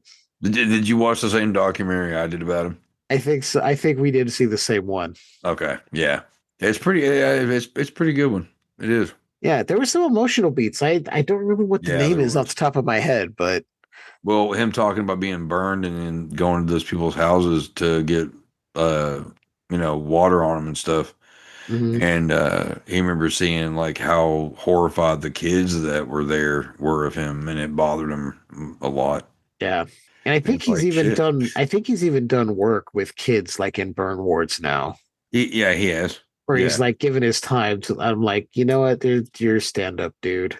You should have been in Freddy versus Jason. God damn it. Man, I agree. I mean, I love Freddy versus Jason. Oh, I But still love it, but I was I like, agree, though. man, Yeah, at that point, Kane already made it his own. yeah, Is he my favorite? No, but like he's definitely a fucking legend, and he's one of the best. I mean, yeah. completely. I think every person that stepped into the Jason role brought something to it. Oh yeah, With the exception of what's his name? Was it Warrington Gillette? Yeah, I think it's that guy who's trying to was barely Jason. It's like, oh hey. well, which one was he? I want to say he was I'm gonna tell you right now. I'm gonna look it up. I should know this, but I'm drawing a blank. You're not talking about 5, are you? No. Okay, like he was actually playing Jason. Yeah, he was the maskless Jason in part 2. So when the sack got ripped off and he comes Yeah. through the window, that's him. And I think that's about all he did. Oh, But he's one of those like, yeah, I played Jason. It's like, you barely fucking Jason, okay? hey, but you know what Barely. though? I gotta say, like part 2 is probably my favorite. So, Oh, part 2 was a lot of fun. oh yeah, I'm just like, dude, you were barely Jason. yeah. Like Ari Lehman has more of a claim to saying he was Jason than you do. And he was only at the end of the first movie for a little bit of time. Yeah. But he was the first on-screen portrayal. So I Ari's, mean I met Ari briefly at a Friday the 13th showing like years ago. Mhm. And he was sitting behind us and I didn't realize it was him because Scarefest went on that weekend and everything. So they were doing everything at like the theaters and stuff. Right. Tom Savini, I didn't have a very good meeting with him because he was on the phone outside of the theater, and I got pushed right into him, and I thought he was going to beat my ass. Yeah, that was a horrible fucking meeting with him. He's also not said to have been like he's a pretty temperamental guy. Yeah, I've heard it can go either way with him. Like you can have a good experience or a bad experience. If It he's in a just good mood, depends you're on good. yeah. Yeah. And then we went to watch the movie. We missed Tom Savini speaking at the beginning of it, and we went into the movie, and there's this guy yelling at the fucking screen the whole goddamn movie. He's like, "You don't fuck with my mom. You don't fuck with my mom." All this shit, and I'm like, "What the fuck?" And I look back, and I'm like, "Pfft, fucking Ari's like literally right behind me, him and his woman, and My God. we met him right. We met him outside because one of our buddies that was with us, he was like puking or some shit, and Ari and his woman actually stopped to make sure everything was cool. But yeah, and then the year before last, I got to see his band live. First Jason. Yeah, first Jason. Yeah.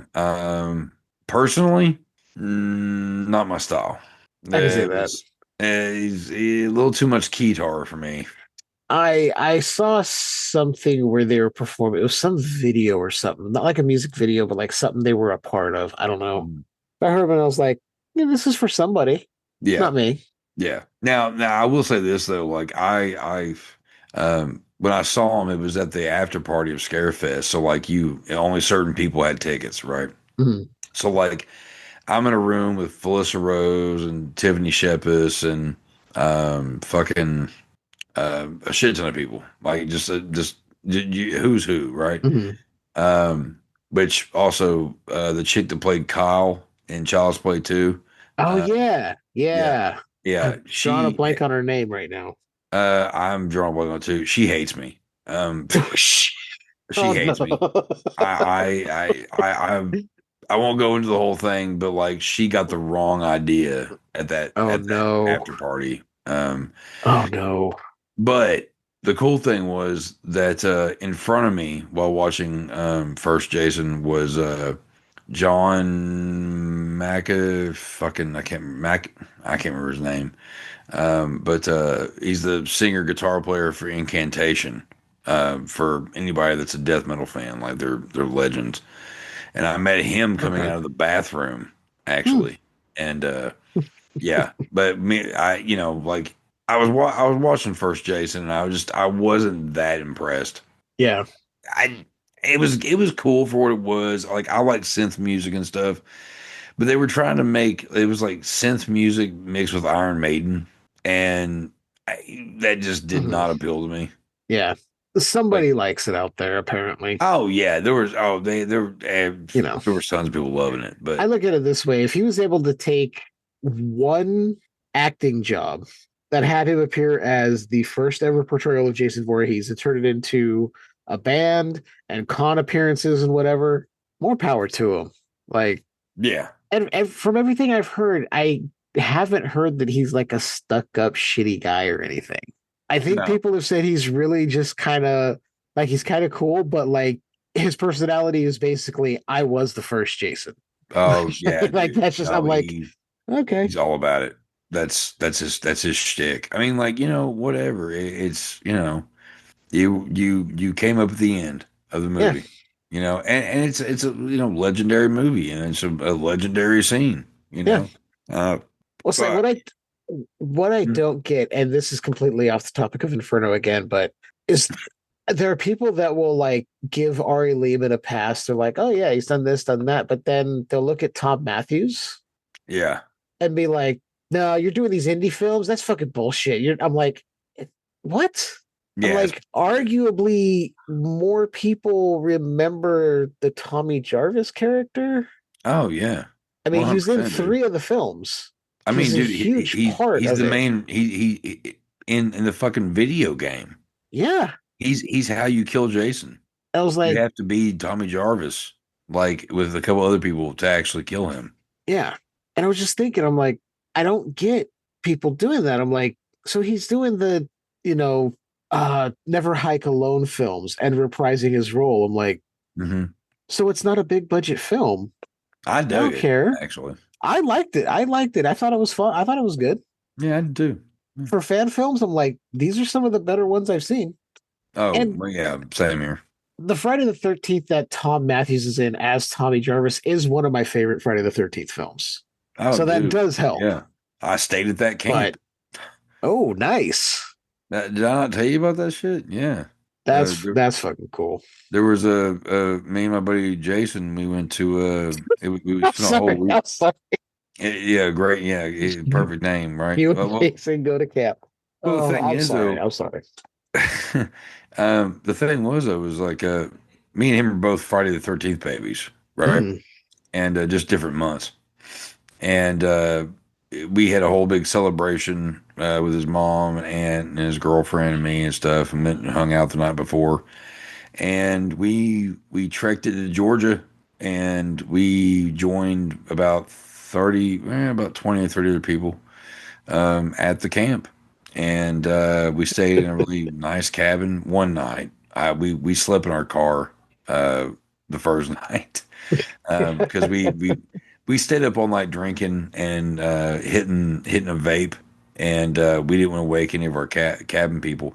And I'll tell you what, though, as somebody that stayed the night in camps, that was the most comfortable fucking cabin because everybody had fans in the windows.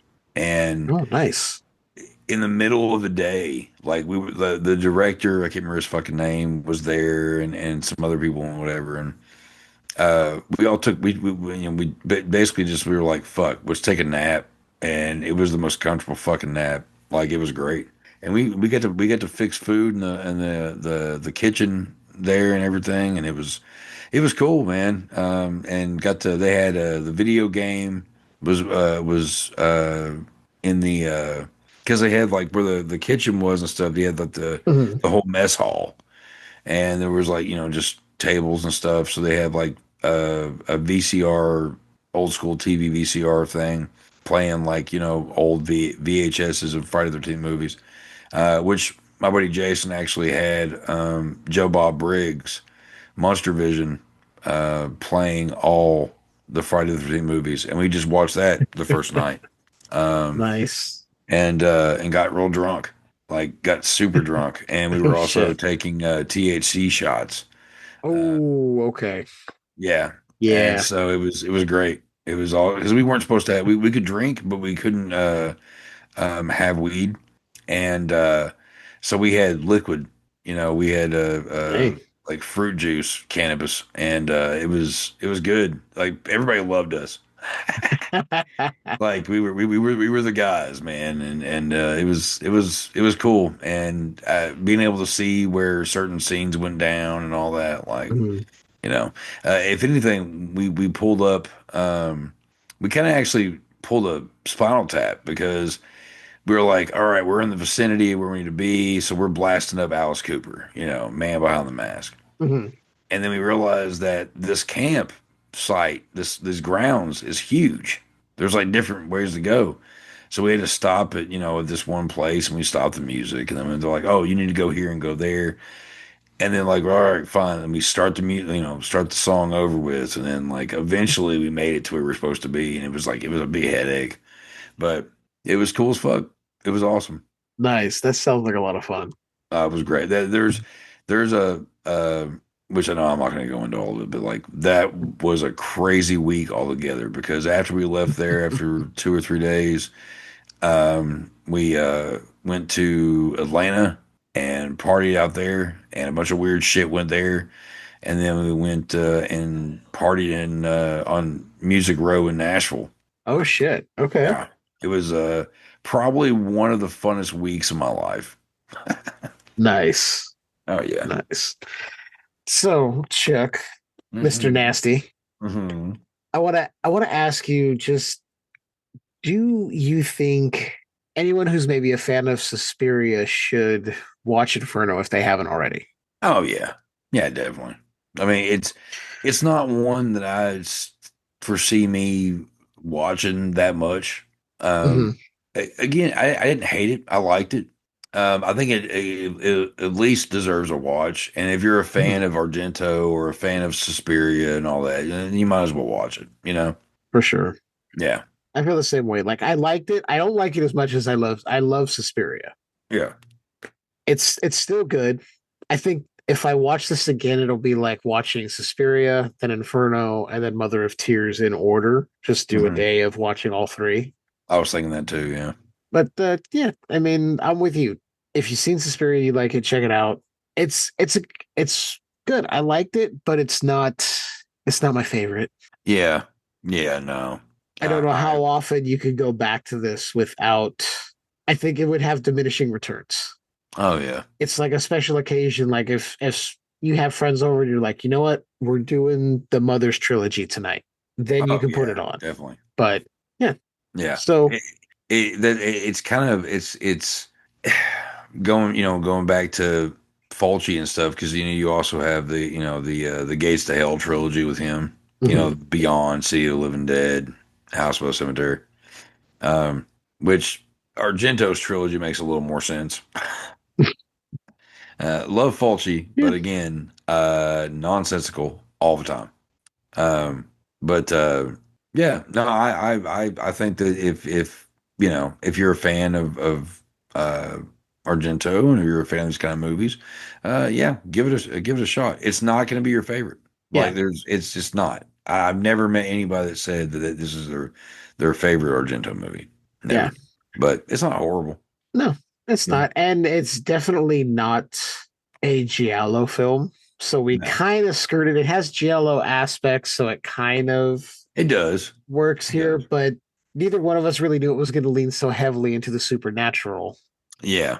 Yeah. despite us both knowing Suspiria leans heavily into the supernatural. Heavily into the witch. Yeah. Yeah. Yeah. So, But interesting surprise. yeah. I mean, there's far worse you could watch. Oh yeah.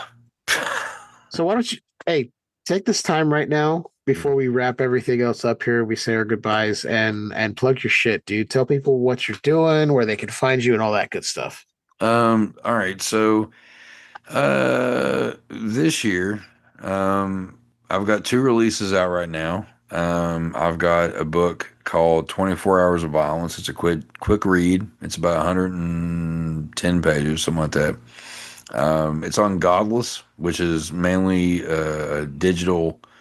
Well, it is a digital platform for reading extreme horror.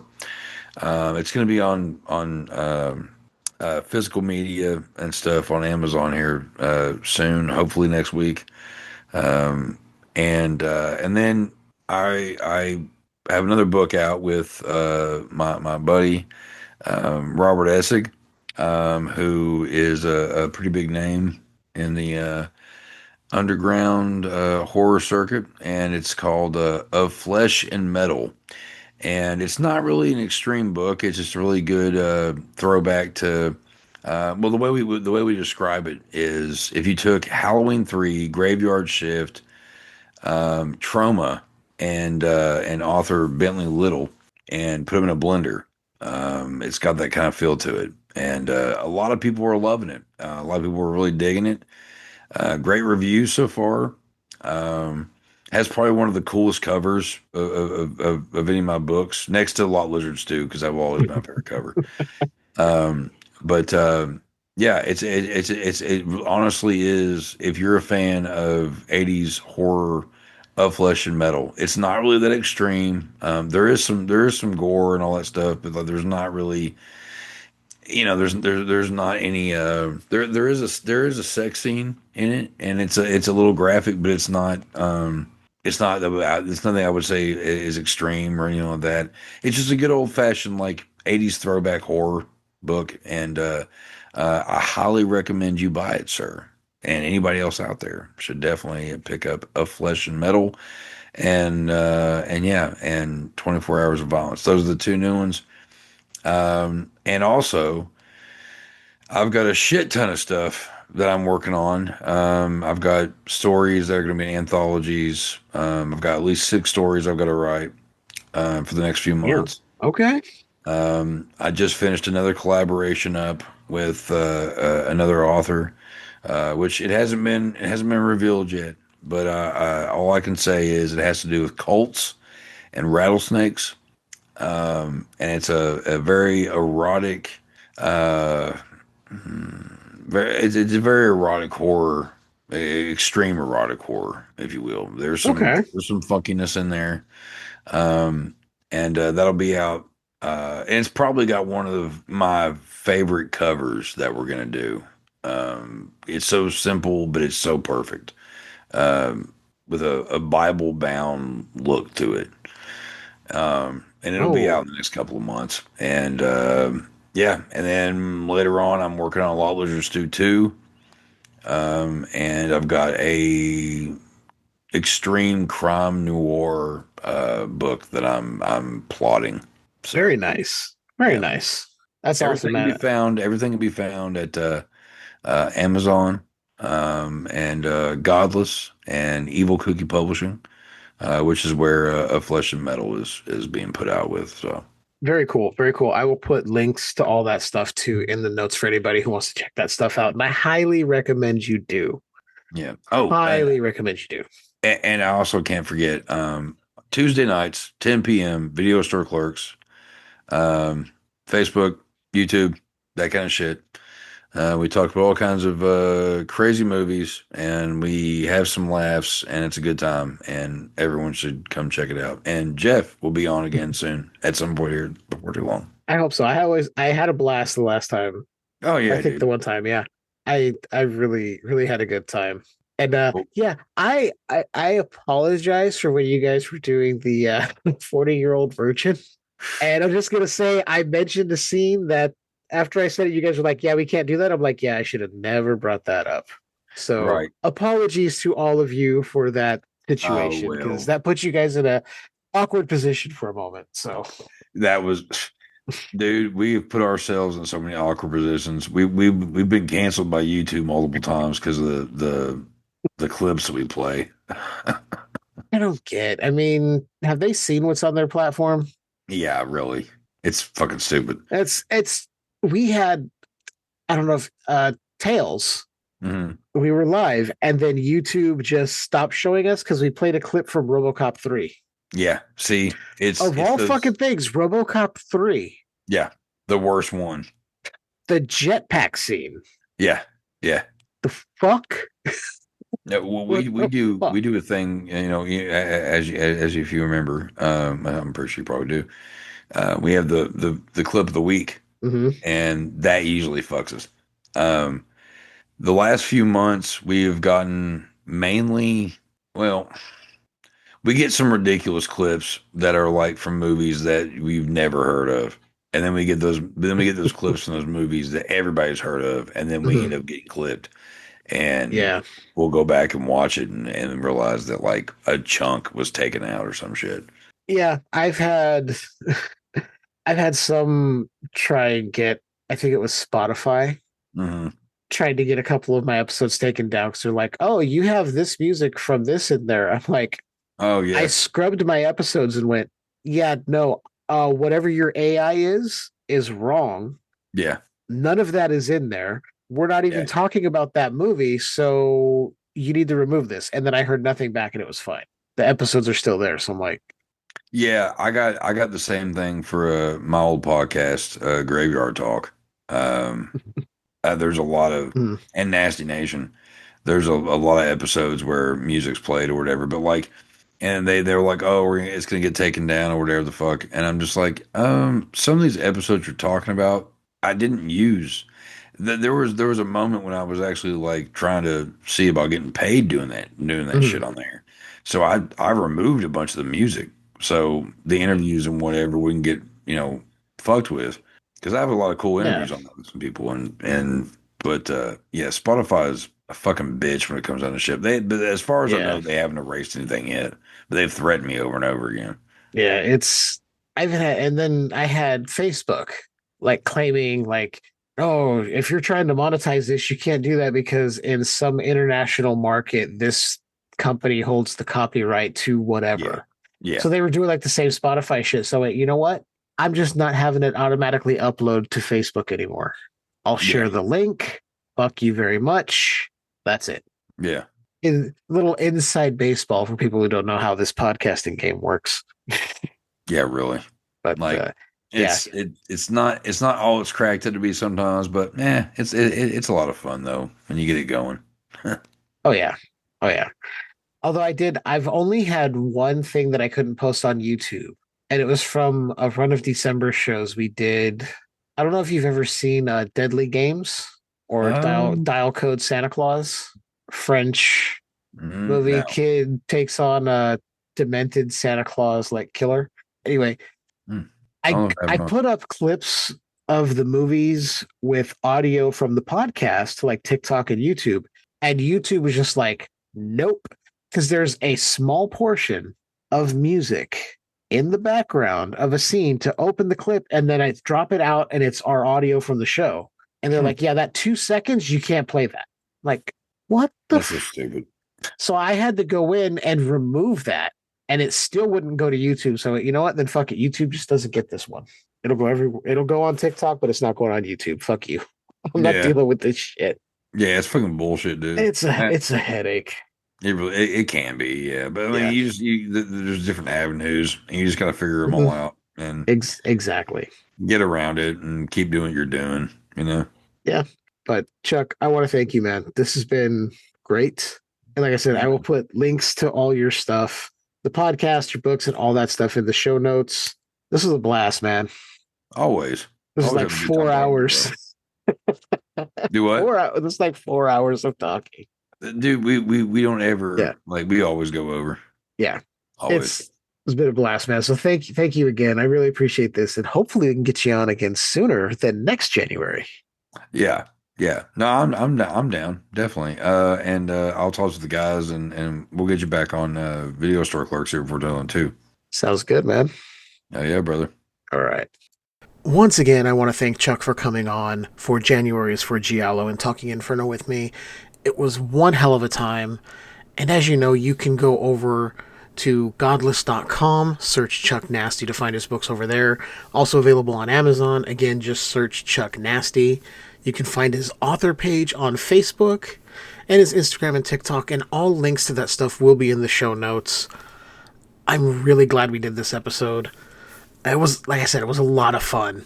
And as far as Skewered Universe, you can find us on Apple Podcasts, Spotify, Amazon Music, YouTube Music, or whatever the podcast is for there, but also on the YouTube site with videos that we've put up for the audio episodes, or you can head over to skeweredhead.com where you can find all of our social media links. That's Facebook, Instagram, Blue Sky, and TikTok. And Threads, sorry. I'm doing this super late and several days after recording, so forgive me.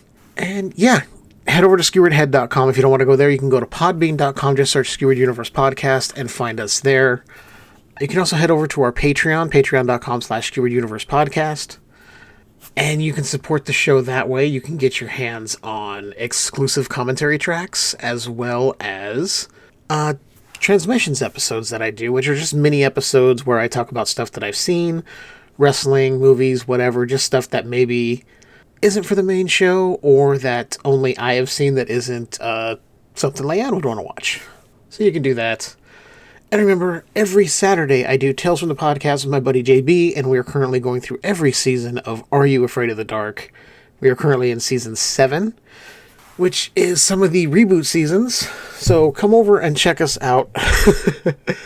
Sorry about that, I bumped my microphone. Come over and check us out every Saturday. That is 5 p.m. Pacific, 8 p.m. Eastern. Sometimes we go earlier, so just keep an eye out. You can go to Discord and find the Tales from the Podcast in there and see about joining up. We also have a video game, Tales from the Podcast, the fucking video game, available for $10. And if you want the in-game cheat bot, that is only $5 more. For more information on that, you can go to talesfromthepodcast.com, and you'll have all the information on how to get the game, the cheat bot, and anything else, along with copies of Tales of Shock and Terror Volumes 1 and 2, JB's comic book. So check those out. That's about it. So this is a lot of fun. We have another episode for this month coming. I'm not going to say much more than that, but keep your eyes peeled. and keep enjoying that universe that's just a bit skeward.